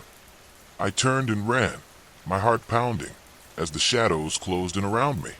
I didn't know where I was going, but I knew I had to get away from the voices, from the darkness that threatened to consume me. The basement seemed to stretch on forever, a labyrinth of bookshelves and shadows. I stumbled and fell, my hands scraping against the rough floor, but I pushed myself up and kept running. The whispers grew louder, more insistent, and I could feel the darkness closing in around me. I was running out of time, running out of hope. Just when I thought I couldn't go any further, I saw it, a faint light in the distance, a beacon of hope in the darkness. I ran towards it, my legs burning with the effort, and burst into the light. I found myself back in the basement, the familiar clutter and musty smell a welcome relief. The book lay on the floor, closed, the whispers silenced. I picked it up, my hand shaking, and stared at it. I knew I couldn't keep it, couldn't risk opening it again. I needed to get rid of it, to destroy it. I climbed the stairs, my legs trembling, and made my way to the fireplace. The fire was still burning, the flames casting a warm glow over the room. I threw the book into the fire, watching as the flames consumed it, the pages curling and blackening. As the book burned, I felt a sense of relief. A weight lifted from my shoulders. The whispers were gone, the darkness banished. I knew I would never forget the night, the terror I had experienced, but I also knew that I had faced it and survived. I climbed back into bed, exhausted but at peace, and let sleep claim me. The next morning, I awoke to the sound of birds chirping outside my window. The sun was shining, the sky a clear blue. It was as if the night before had been a bad dream, a nightmare that had no place in the light of day. But as I stood in front of the fireplace, staring at the ashes of the book, I knew it had been real. The shadows, the whispers, the darkness, they were all real. And I knew, deep down, that they were not gone, that they were waiting, biding their time. And one day, they would return. But for now, I was safe. For now, the house was just a house, and the basement just a basement, and the night was just a night. But I knew better. I knew that the darkness was always there, lurking just beneath the surface, waiting for its chance to rise again. And when it did, I would be ready. Days turned into weeks, and the memory of that night began to fade, replaced by the routines of daily life. But deep down, I knew that the darkness was never truly gone. It lingered in the corners of my mind, a shadow that refused to be banished by the light of day. I went about my life, trying to push the memories away, but there were moments when the whispers would return, faint and fleeting, like echoes of a nightmare. One evening, as I sat in my study, going through some old papers, I felt that familiar sense of unease creeping up my spine. The room grew colder, the shadows longer, and the air seemed to thicken with a presence I couldn't see, but could feel. I looked around, half expecting to see the figures from the basement emerging from the darkness. But there was nothing, just the quiet hum of the house and the flickering light of the fireplace. I tried to shake off the feeling, telling myself that it was just my imagination, but the unease persisted. I decided to take a walk, hoping that the fresh air would clear my mind. As I stepped outside, the cool night air enveloped me, and I breathed in deeply, trying to calm my racing heart. The moon hung low in the sky, casting a silver glow over the garden, and the trees whispered in the breeze. I walked along the familiar path, the crunch of gravel beneath my feet a comforting sound. But as I neared the edge of the garden, I heard it, the faintest of whispers, carried on the wind. I stopped, straining to listen, and the sound grew louder, more distinct. It was the same eerie murmur I had heard in the basement, the same disembodied voices that had haunted my nightmares. My heart pounded in my chest, and I turned to leave, but something held me back. A strange compulsion, an urge to follow the whispers and uncover their source. I followed the sound, my footsteps echoing in the silence, until I reached the old oak tree at the far end of the garden. The tree had always been a place of comfort, its gnarled branches a testament to the passage of time, but now it seemed menacing, its shadow a dark pool on the ground.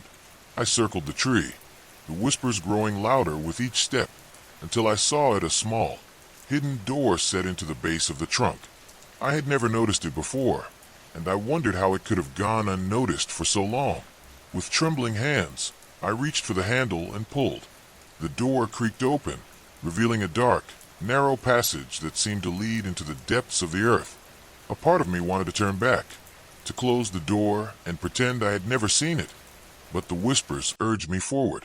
I stepped into the passage, the walls pressing in on me, and began to descend. The air grew colder, and the darkness seemed to swallow me whole. The whispers were all around me now, a cacophony of voices that filled my mind, drowning out my thoughts. The passage seemed to go on forever, a never-ending descent into the unknown. My legs burned with the effort, but I couldn't stop, couldn't turn back. The whispers urged me onward, deeper into the darkness. At last, I reached the bottom, and the passage opened into a vast underground chamber. The walls were lined with ancient symbols, glowing faintly in the dim light. In the center of the chamber stood a pedestal, and on it lay an object that seemed to pulse with a dark energy.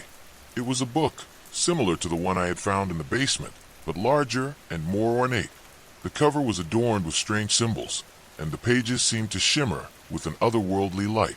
The whispers grew louder, more insistent, urging me to open the book and discover its secrets. I approached the pedestal, my hands trembling, and reached for the book. As my fingers touched the cover, I felt a jolt of energy, and the whispers intensified, a chorus of voices that filled my mind. I opened the book, and the symbols on the pages seemed to dance before my eyes. As I stepped into the ancient mansion, a chill ran down my spine. The air was thick with the scent of decay and history, mingling together in a haunting symphony. The creaking floorboards beneath my feet echoed through the desolate halls, each step amplifying the eerie silence that surrounded me. I had come to this forsaken place seeking answers, driven by an insatiable curiosity that refused to be silenced. Stories of the mansion's dark past had intrigued me for years, tales of restless spirits and unexplainable occurrences that had plagued its inhabitants. But now, as I stood in the dimly lit foyer, I couldn't help but feel a sense of trepidation. Was I ready to uncover the truth? The grand staircase loomed before me, its ornate banister covered in a thick layer of dust. I took a deep breath, steeling myself for what lay ahead. With each step, the floor groaned beneath my weight, as if protesting my presence. The walls seemed to close in on me, suffocating me with their oppressive darkness. As I reached the top of the staircase, I was greeted by a long corridor lined with closed doors. The flickering candlelight cast eerie shadows on the walls, creating an illusion of movement in the corner of my eye. I couldn't shake the feeling that I was being watched, that unseen eyes were tracking my every move. I approached the first door on the left, my hand trembling as I reached for the doorknob. It turned with a reluctant creak, revealing a room shrouded in shadows. Dust motes danced in the air, illuminated by the faint light filtering through the cracked window. The room was empty, save for a dilapidated armchair and a broken mirror hanging on the wall. I stepped inside, the floorboards groaning under my weight. My reflection in the mirror was distorted, twisted by the fractures in the glass. It was as if the mansion itself was mocking me, distorting my perception of reality. I tore my gaze away, determined to continue my search. The next room was equally desolate, its furniture covered in white sheets that had turned yellow with age. I felt a pang of sadness as I imagined the lives that had once filled these rooms, now reduced to mere remnants of a forgotten past. But I couldn't dwell on these thoughts for long. I had a mission to fulfill. As I moved deeper into the mansion, the atmosphere grew increasingly oppressive. The air was thick with an otherworldly presence, and I couldn't shake the feeling that I was being watched. My footsteps echoed through the empty halls, a haunting reminder of my solitude. I reached a door at the end of the corridor, its surface marred by deep scratches. It was as if something had desperately tried to escape from within. My heart pounded in my chest as I hesitated, my hand hovering over the doorknob.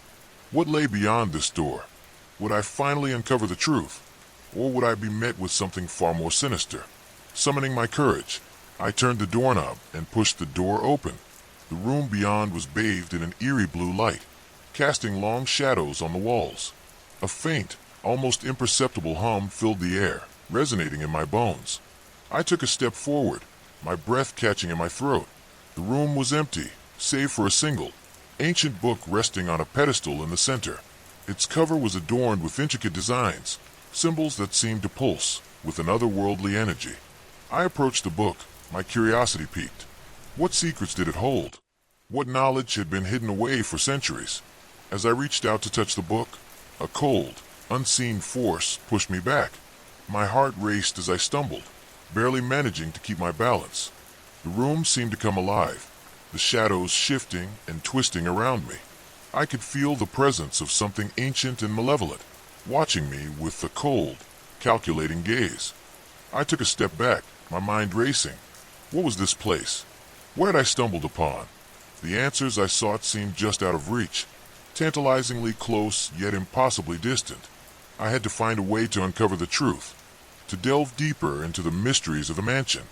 Driven by a newfound determination, I left the room and continued my exploration. The mansion seemed to come alive around me, its walls whispering secrets that I couldn't quite grasp. I felt a strange connection to this place, as if it was calling out to me, drawing me deeper into its dark embrace. As I moved through the labyrinthine corridors, I couldn't shake the feeling that I was being watched. Shadows seemed to move on their own, and faint whispers filled the air. I tried to ignore them, focusing on my goal. I had to find the source of the mansion's power, the heart of its darkness. After what felt like hours of wandering, I finally stumbled upon a hidden door, concealed behind a tattered tapestry. My heart raced as I pushed it open, revealing a narrow staircase leading down into the depths of the mansion. The air grew colder as I descended, the darkness closing in around me. At the bottom of the staircase, I found myself in a vast, underground chamber. The walls were lined with ancient runes, glowing faintly in the dim light. In the center of the chamber stood a massive stone altar, covered in strange, pulsating symbols. I could feel the power radiating from it, a palpable force that seemed to seep into my very soul. As I approached the altar, I noticed a series of ancient tomes arranged in a circle around it. Each book seemed to hum with its own unique energy, their covers adorned with symbols that matched those on the altar. I couldn't resist the urge to examine them, to uncover the knowledge they held. I picked up the first book, its pages yellowed with age. The words were written in a language I couldn't understand, but as I traced my fingers over the symbols, they seemed to come alive, dancing across the page. I felt a strange connection to the words, as if they were speaking directly to me. As I delved deeper into the tomes, I began to piece together the history of the mansion. It had once been the home of a powerful sorcerer, a man who had dabbled in dark magic and ancient rituals. He had sought to harness the power of the mansion, to unlock its secrets and achieve immortality. But something had gone terribly wrong, and the sorcerer's experiments had unleashed a malevolent force that had consumed the mansion and its inhabitants. I couldn't help but feel a sense of dread as I read the sorcerer's final words, scrawled hastily in the margins of the last tome. He had warned of the darkness that now resided within the mansion, a force that would stop at nothing to claim the souls of those who ventured too close. I realized that I had become a part of this dark history, ensnared by the very forces I had sought to understand. But I couldn't turn back now. I had to find a way to confront the darkness, to break the cycle and free the mansion from its curse. I steeled myself, determined to face whatever lay ahead.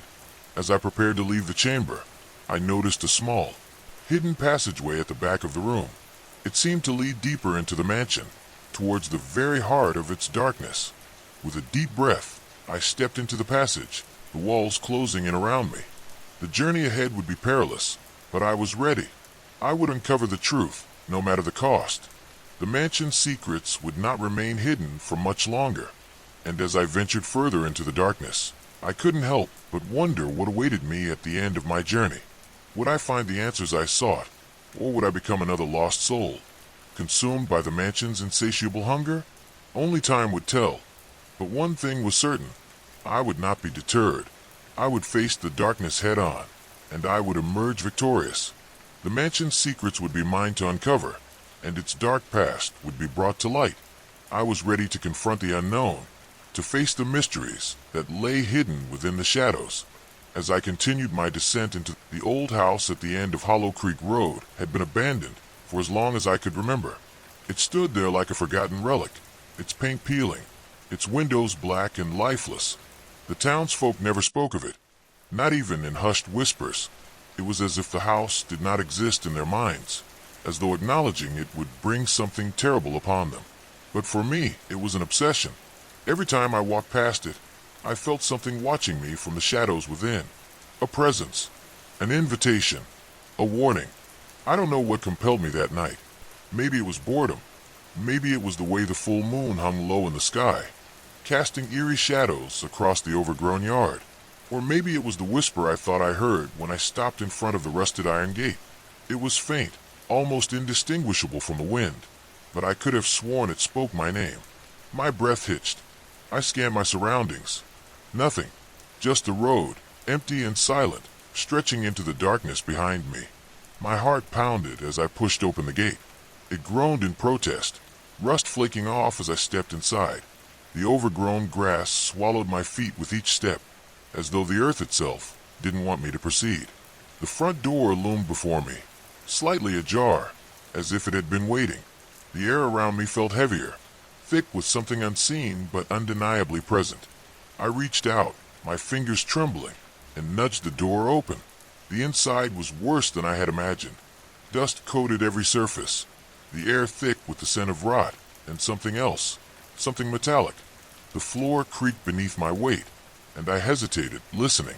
Silence. Too much silence. Even the wind that had howled outside was now absent, as if the house had swallowed all sound. I took a cautious step forward, the old wood groaning beneath my feet. A shiver ran down my spine as I passed the decaying furniture, the faded wallpaper peeling in long, curling strips. My eyes caught a staircase leading upwards, its steps worn and splintered. A strange sensation crept over me, a feeling that something was up there, something waiting. The whisper returned, clearer this time, just beyond my ear. It wasn't the wind. It wasn't my imagination. It was a voice, low and rasping, calling my name. I turned sharply, my breath catching. The room behind me was empty, but the feeling of being watched intensified. My fingers curled into fists, nails biting into my palms. I should leave. I should turn around and walk out the way I came. But my feet didn't move.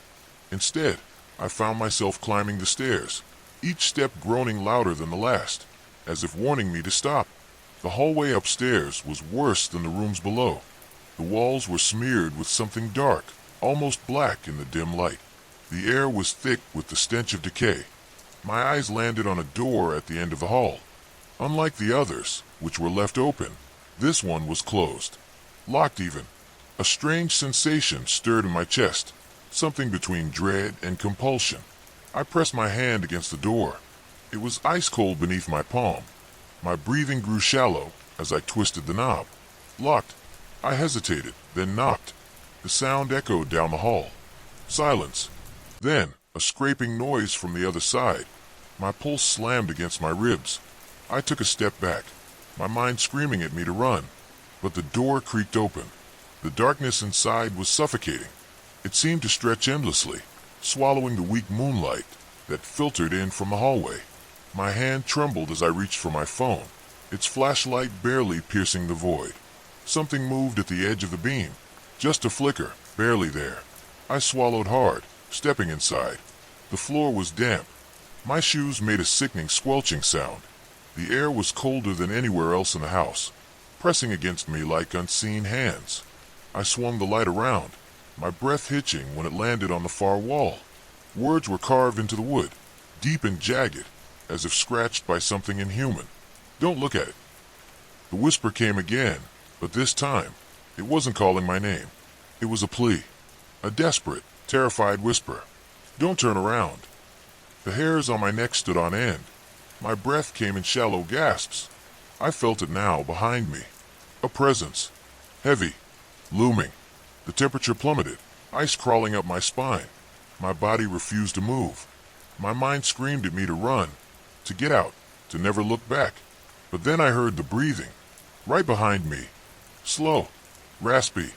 A cold breath brushed against my ear. I ran. I don't remember turning. I don't remember what I saw. But I remember the feeling, the crushing weight of something old and malevolent pressing against me, chasing me down the hallway, down the stairs, through the rotting doorway, and into the night. I didn't stop running until I reached my house, slamming the door shut behind me, my chest heaving, my vision blurred with terror. I didn't sleep that night. I sat in the corner of my room, every light on, my back pressed against the wall. But the whisper didn't leave me. It followed me, curled into my ears like a snake. And when I finally found the courage to close my eyes, I saw it, not in a dream, not in a nightmare, but in the reflection of my bedroom window. A figure, standing in the dark, staring at me, and it whispered, so softly, so cruelly, "You looked." I didn't move. I didn't breathe. My body felt frozen, paralyzed by a fear so raw and deep that it coiled around my bones like a vice. The figure in the window didn't shift, didn't waver. It was just there, a tall, shadowy presence standing against the darkness, watching.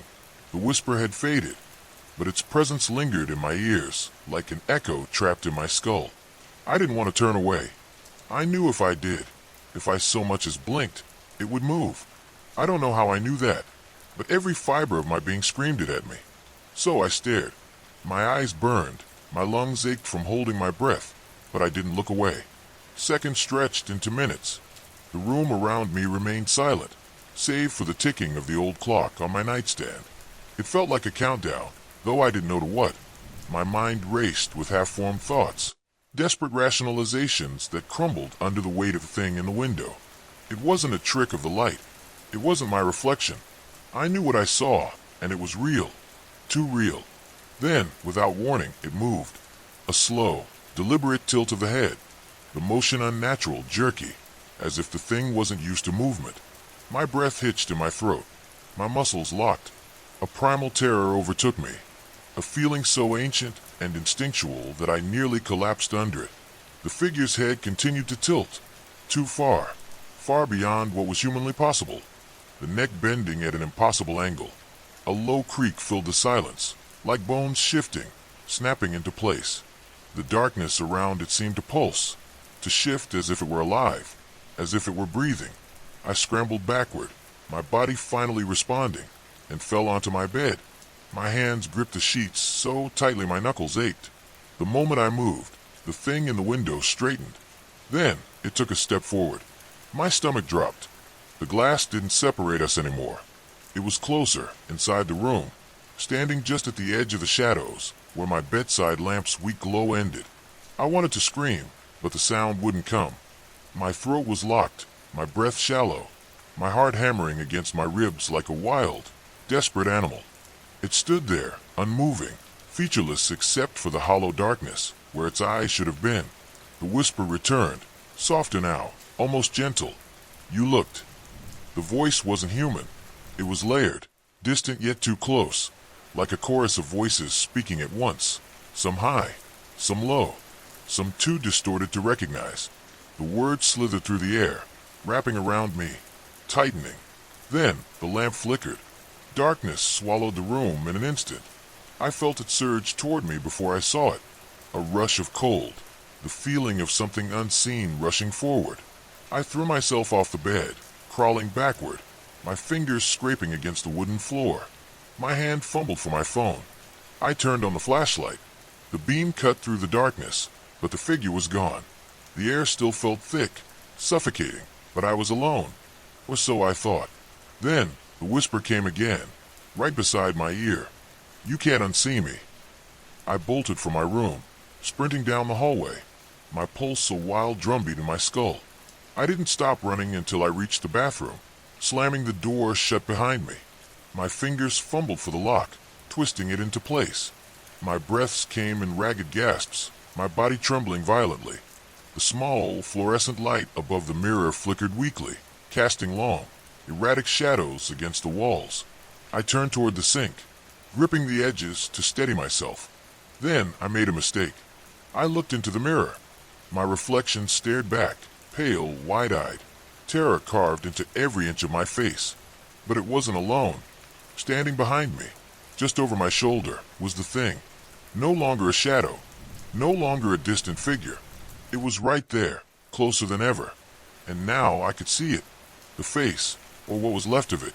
Its skin was stretched too tight, its mouth too wide, lips cracked and bleeding. The hollow pits, where its eyes should have been stared straight into mine, filled with endless, swirling darkness. Its breath, icy and putrid, ghosted against my neck. My heart stopped. Then the light went out. A scream tore from my throat, raw and desperate, but it was swallowed by the dark. The air thickened, pressing in from all sides. I stumbled back, crashing into the wall. The whisper returned, but now it was laughing, low and guttural. My vision swam, my mind spiraling into panic. I clawed at the door, fumbling with the lock, my fingers slick with sweat. The handle wouldn't budge. The walls felt like they were closing in, the room growing impossibly smaller.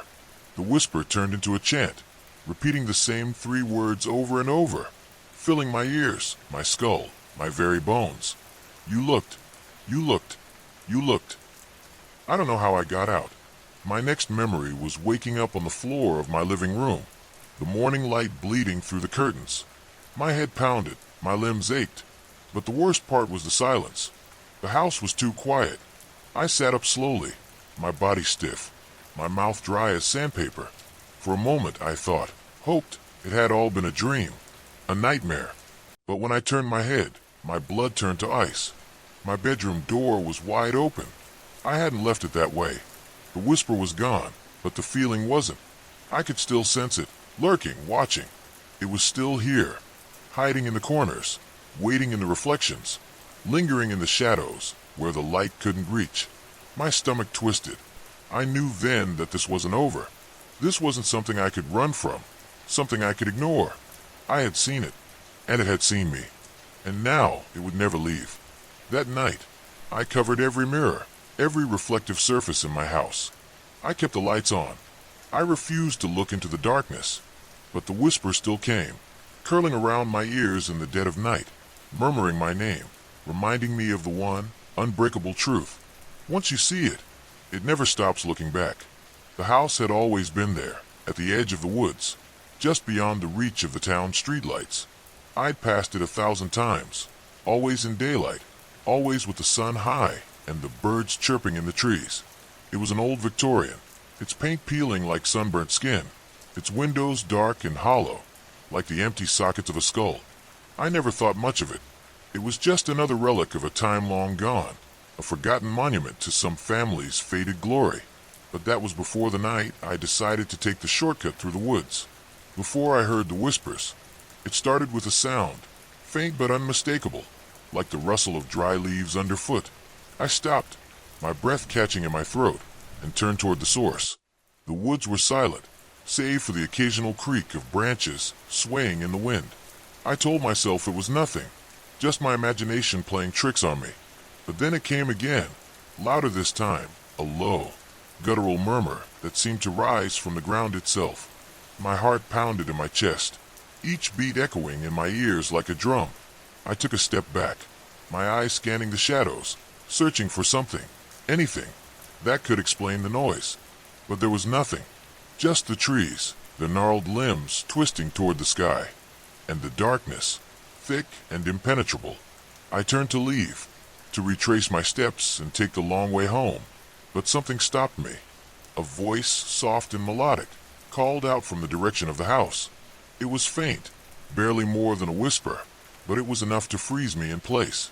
My skin prickled, the hairs on the back of my neck standing on end. I told myself to run, to get as far away from that place as I could, but my feet wouldn't move. It was as if the voice had wrapped itself around me, pulling me closer, drawing me in.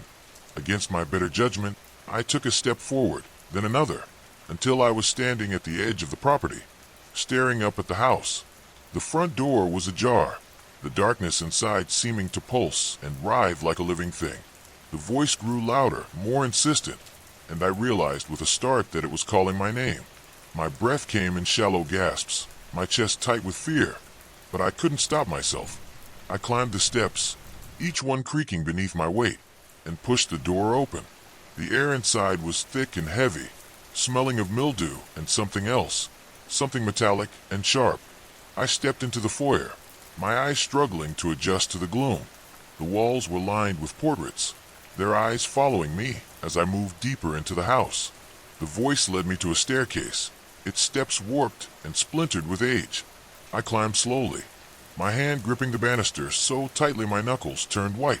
The second floor was even darker than the first, the shadows so dense they seemed to swallow the light from my phone. I followed the voice down a narrow hallway, my footsteps muffled by the thick carpet underfoot. The air grew colder with each step, my breath visible in the dim light. I reached the end of the hall and found myself standing in front of a door, its surface scarred with deep gouges, as if something had tried to claw its way out. The voice was coming from behind the door, soft and pleading, begging me to open it. My hand trembled as I reached for the knob, my mind screaming at me to stop, to turn back, but I couldn't. I turned the knob and pushed the door open, the hinges groaning in protest. The room was small, its walls covered in peeling wallpaper, the floor littered with broken furniture and shattered glass. In the center of the room was a chair, its back to me, and sitting in the chair was a figure, its head bowed as if in prayer. The voice stopped, the silence that followed so complete it was deafening. I took a step forward, my heart pounding so loudly I was sure the figure could hear it. "Hello," I whispered, my voice barely audible. The figure didn't move. I took another step, then another, until I was close enough to reach out and touch it. My hand hovered in the air, trembling, as I reached for the figure's shoulder. The moment my fingers made contact, the figure's head snapped up, and I stumbled back, a scream caught in my throat. Its face was a twisted mask of agony, its eyes wide and unseeing, its mouth stretched in a silent scream. I turned to run, but the door slammed shut behind me, the sound echoing through the room like a gunshot. I spun around, my back pressed against the door, my eyes darting around the room for another way out. The figure was gone, the chair empty, but the air was thick with the scent of decay. I fumbled for the doorknob, my hand slick with sweat, but it wouldn't turn. The room seemed to close in around me, the walls pressing closer, the shadows deepening. I could hear the whispers again, louder now, more urgent, and I realized with a sinking feeling that they weren't coming from the room. They were coming from inside my head. I don't know how long I stood there, trapped in that room, the whispers growing louder and more insistent with each passing second. I don't know how I finally managed to wrench the door open and stumble out into the hallway. I don't even remember running down the stairs and out of the house, the cold night air hitting me like a slap. All I know is that I made it home, my body trembling, my mind racing with questions I couldn't answer. I told myself it was a nightmare, a trick of the mind, but deep down, I knew the truth. The house wasn't empty. Something was there, something old and hungry, and it had seen me. It had called to me. And now, no matter how far I ran, no matter how many doors I locked, I could still hear its voice, whispering in the dark, waiting for me to return. The days that followed were a blur. I tried to convince myself it had all been a hallucination, a product of exhaustion or stress, but the memory of that room, of the figure in the chair, clung to me like a second skin. I couldn't shake the feeling that I was being watched, that something was following me, just out of sight. Every shadow seemed to move when I turned my head. Every creak of the floorboards sounded like footsteps. I stopped sleeping, afraid of what I might see if I closed my eyes. The whispers never stopped, their voices growing louder, more insistent, until I could barely hear my own thoughts. I tried to distract myself, to focus on anything but the house and the thing that lived inside it, but it was no use. The house was always there, lurking at the edge of my mind, its dark windows staring at me like accusing eyes. I started to notice things, small things at first, that I couldn't explain. Objects would move when I wasn't looking, their new positions just slightly off from where I'd left them. My reflection in the mirror would sometimes flicker, its expression twisted into something unrecognizable. And then there were the dreams. Every night, without fail, I would find myself back in that room, standing in front of the chair, the figure's head slowly rising to meet my gaze. I would wake up screaming, my sheets soaked with sweat, the whispers still echoing in my ears. I knew I couldn't keep going like this. I was losing myself, piece by piece, to whatever was in that house. I had to go back, to confront it, to find out what it wanted from me. The thought filled me with dread, but I knew I didn't have a choice. If I didn't, it would keep pulling me back, bit by bit, until there was nothing left of me. The night I returned to the house, the air was thick with the promise of rain. The moon hung low in the sky, its pale light casting long shadows across the ground. I stood at the edge of the woods, staring up at the house, its silhouette looming against the dark sky. My heart pounded in my chest, each beat a reminder of the danger I was walking into. But I couldn't turn back. I had to know. I crossed the property slowly, my footsteps muffled by the thick grass. The house seemed larger up close, its walls stretching up into the night like the sides of a tomb. The front door was still ajar, just as I'd left it, the darkness inside seeming to pulse and writhe. I took a deep breath, my hand trembling as I reached for the door. The moment I stepped inside, the air grew colder, the whispers rising to a deafening crescendo. I clenched my fists, my nails digging into my palms, and forced myself to move forward. The foyer was just as I remembered it, the portraits on the walls watching me with their hollow eyes. I could feel their gaze on me, heavy and accusing, as I made my way to the staircase. The steps creaked beneath my weight, the sound echoing through the empty house. I climbed slowly, my hand gripping the banister so tightly my knuckles turned white. The second floor was even darker than before, the shadows so thick they seemed to swallow the light from my flashlight. I followed the hallway, my footsteps muffled by the thick carpet, until I reached the door at the end. It was just as I'd left it, the surface scarred with deep gouges, the air around it cold and heavy. I stood there for a moment, my hand hovering over the knob, my heart pounding in my chest. The whispers were louder now, more urgent, their voices overlapping in a chaotic symphony. I took a deep breath, my fingers closing around the knob, and pushed the door open. The room was empty, the chair sitting in the center, its back to me.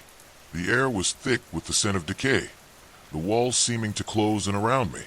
I stepped inside, my flashlight casting long shadows across the floor. The whispers grew louder, their voices rising to a fever pitch, and I realized with a start that they were coming from the chair.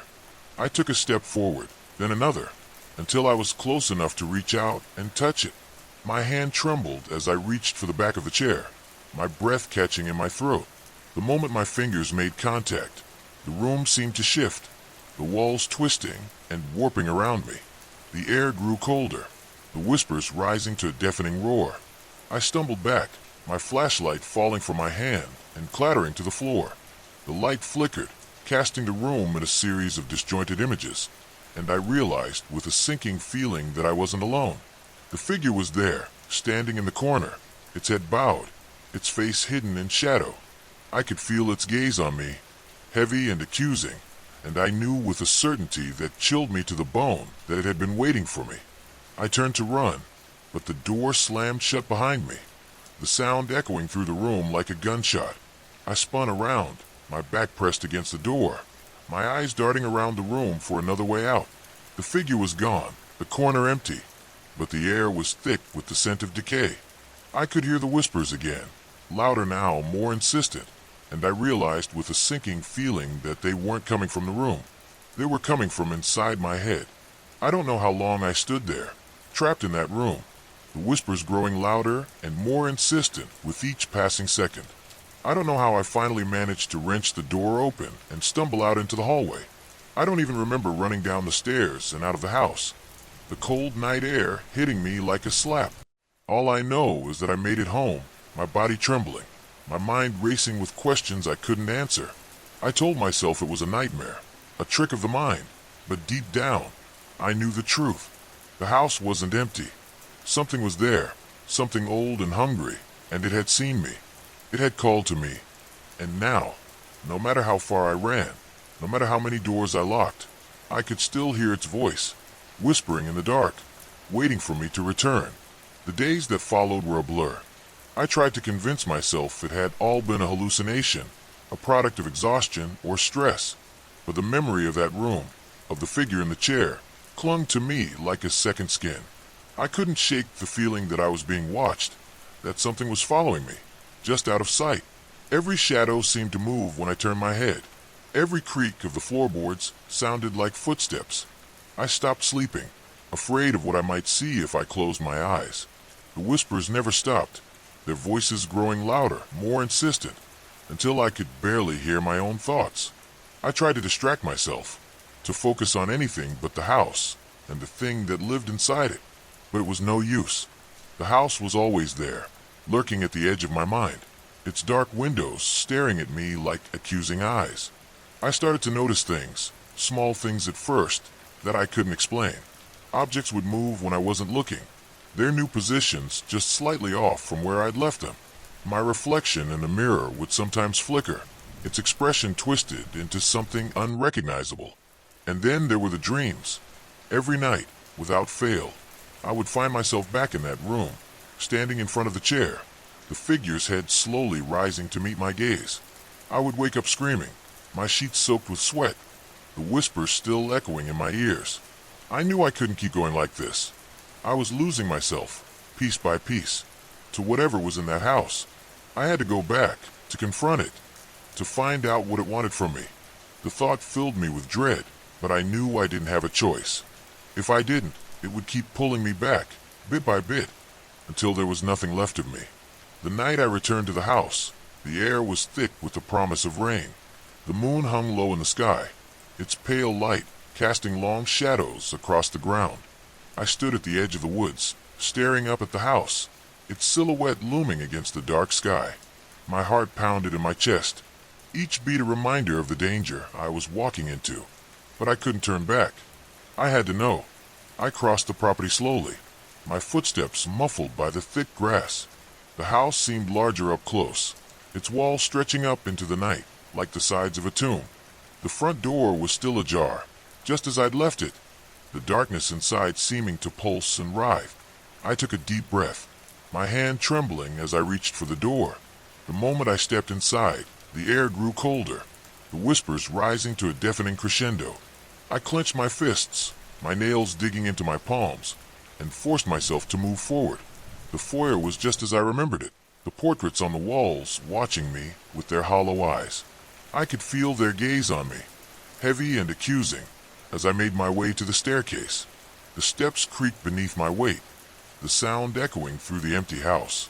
I climbed slowly, my hand gripping the banister so tightly my knuckles turned white. The second floor was even darker than before, the shadows so thick they seemed to swallow the light from my flashlight.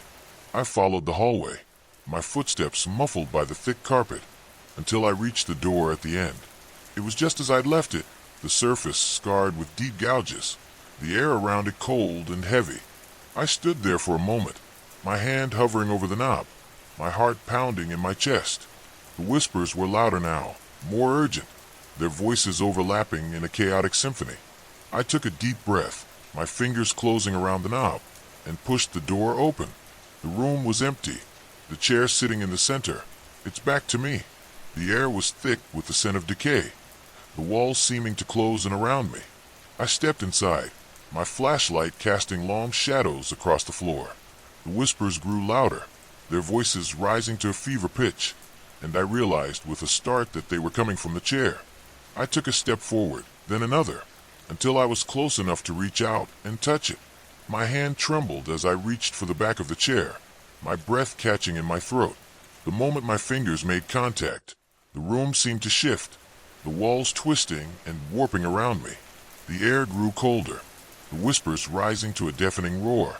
I stumbled back, my flashlight falling from my hand and clattering to the floor. The light flickered, casting the room in a series of disjointed images, and I realized with a sinking feeling that I wasn't alone. The figure was there, standing in the corner, its head bowed, its face hidden in shadow. I could feel its gaze on me, heavy and accusing, and I knew with a certainty that chilled me to the bone that it had been waiting for me. I turned to run, but the door slammed shut behind me, the sound echoing through the room like a gunshot. I spun around, my back pressed against the door, my eyes darting around the room for another way out. The figure was gone, the corner empty, but the air was thick with the scent of decay. I could hear the whispers again, louder now, more insistent, and I realized with a sinking feeling that they weren't coming from the room. They were coming from inside my head. I don't know how long I stood there, trapped in that room, the whispers growing louder and more insistent with each passing second. I don't know how I finally managed to wrench the door open and stumble out into the hallway. I don't even remember running down the stairs and out of the house, the cold night air hitting me like a slap. All I know is that I made it home, my body trembling, my mind racing with questions I couldn't answer.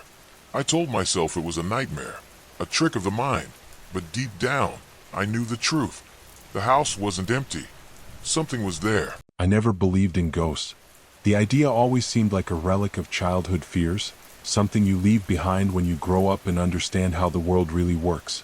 But now, after everything that has happened, I can't explain what I saw in any other way. I keep telling myself it wasn't real, that it was all in my head, that my mind was playing tricks on me. But when I close my eyes, I still see it. I still hear it. And worst of all, I still feel it watching me. It started when I moved into the old house at the edge of town. The price was unbelievably low, almost suspiciously so, but I convinced myself I had just found a good deal. The house was old, built in the early 1900s, with peeling wallpaper and creaking wooden floors. The air inside smelled of dust and forgotten memories, but I told myself I could make it home. I spent the first few nights settling in, unpacking boxes and rearranging furniture. Everything seemed normal at first. Then, on the fourth night, I woke up to the sound of something moving in the hallway. It was a slow, deliberate sound, like footsteps dragging along the wooden floor. My heart pounded as I lay there, frozen in bed, listening. I told myself it was just the house settling, that old houses made noises all the time. But then I heard the distinct creak of my bedroom door as it shifted slightly, as if someone was standing just outside, hesitating. I held my breath, straining to hear, but the silence stretched on endlessly.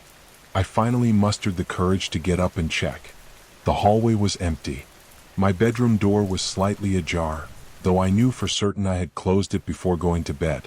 I shook it off and went back to sleep, telling myself I was imagining things. The next night, I woke up again, this time to the sound of whispering. It was faint, almost imperceptible, like someone was speaking just beneath their breath. I sat up, my skin prickling with unease. The sound wasn't coming from outside, it was inside my room. I reached for my phone and turned on the flashlight, sweeping it across the room. The light revealed nothing out of the ordinary, just the familiar shape of my furniture casting long, distorted shadows. The whispering stopped the moment I turned on the light. I didn't sleep after that.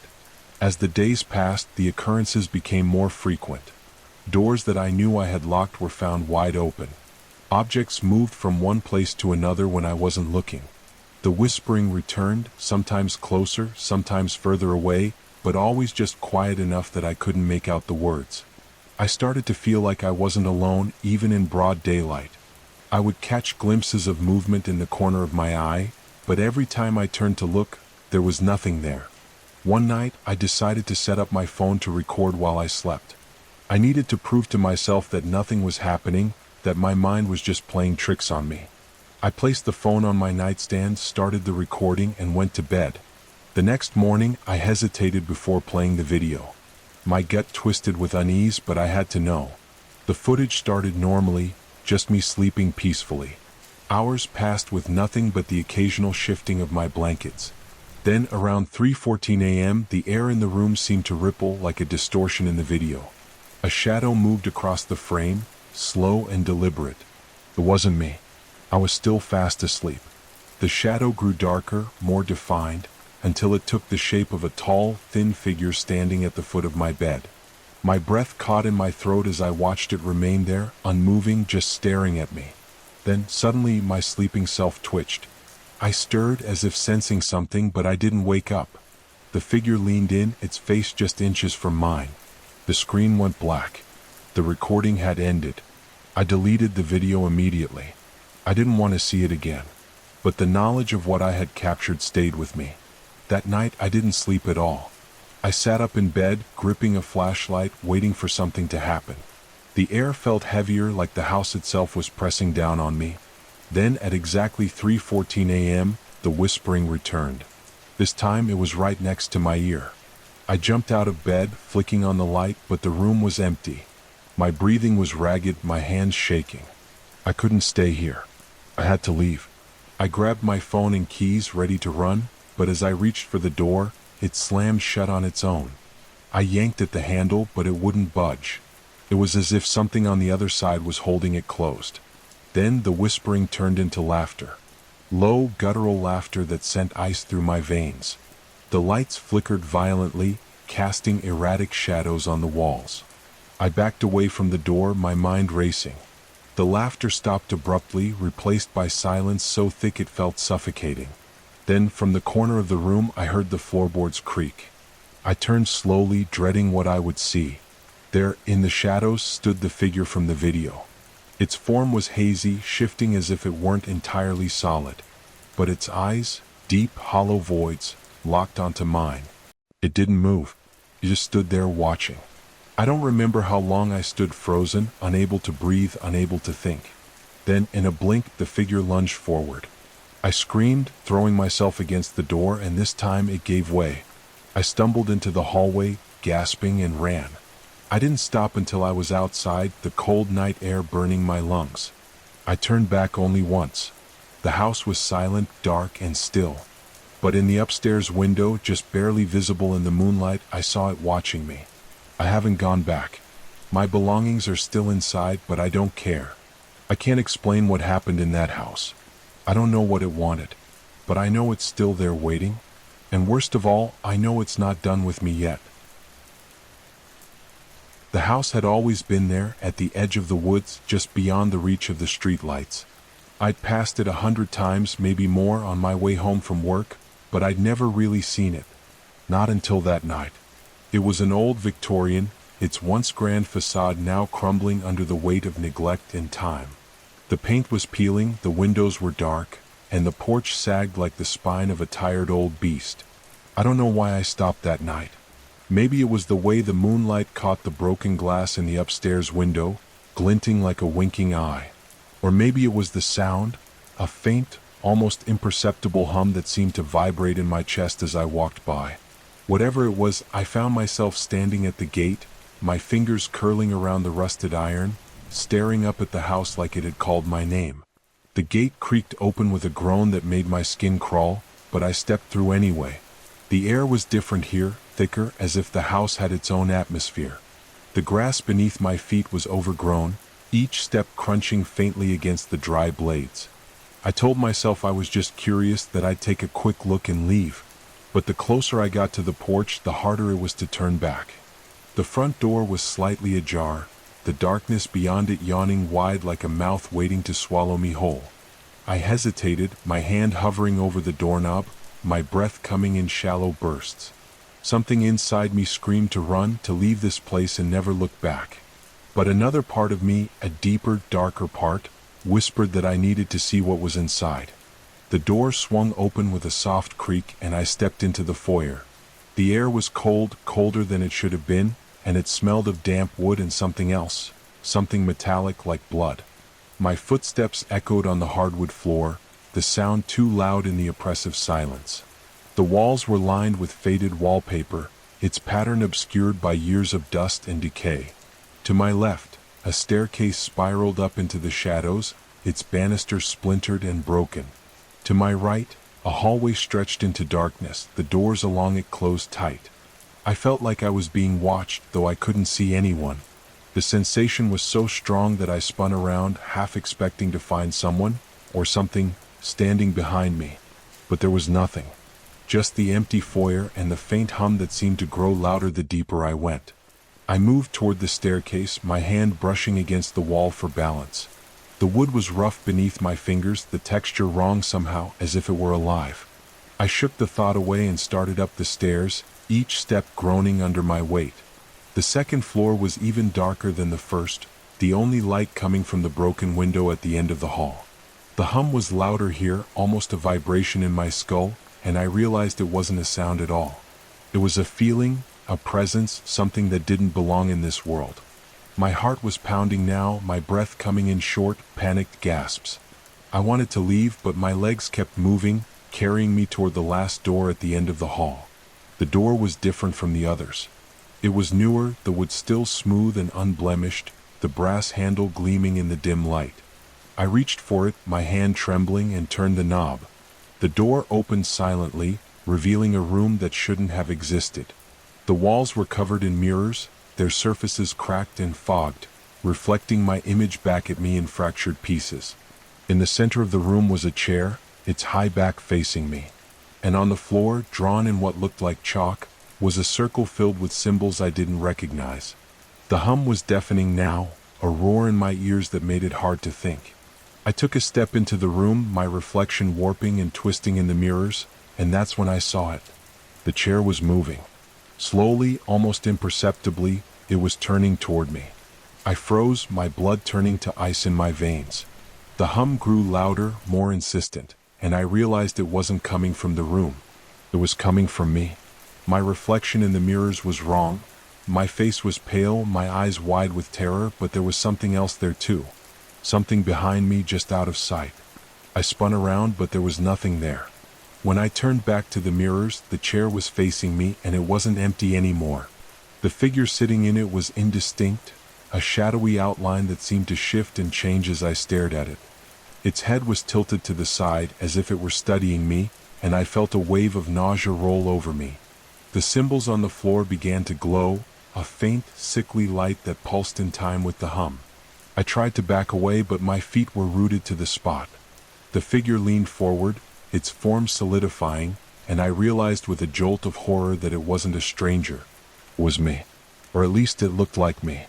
But its eyes were wrong, black and empty, like voids that sucked in the light. It smiled, a slow, cruel smile that made my stomach churn, and then it spoke. "You shouldn't have come here," it said, its voice a perfect mimicry of my own. The words sent a shiver down my spine, and I finally found the strength to move. I turned and ran, my feet slamming against the floor as I bolted down the hall. The hum was a roar now, a cacophony that threatened to split my skull. I didn't look back, didn't dare to. I just ran down the stairs, through the foyer, and out the door.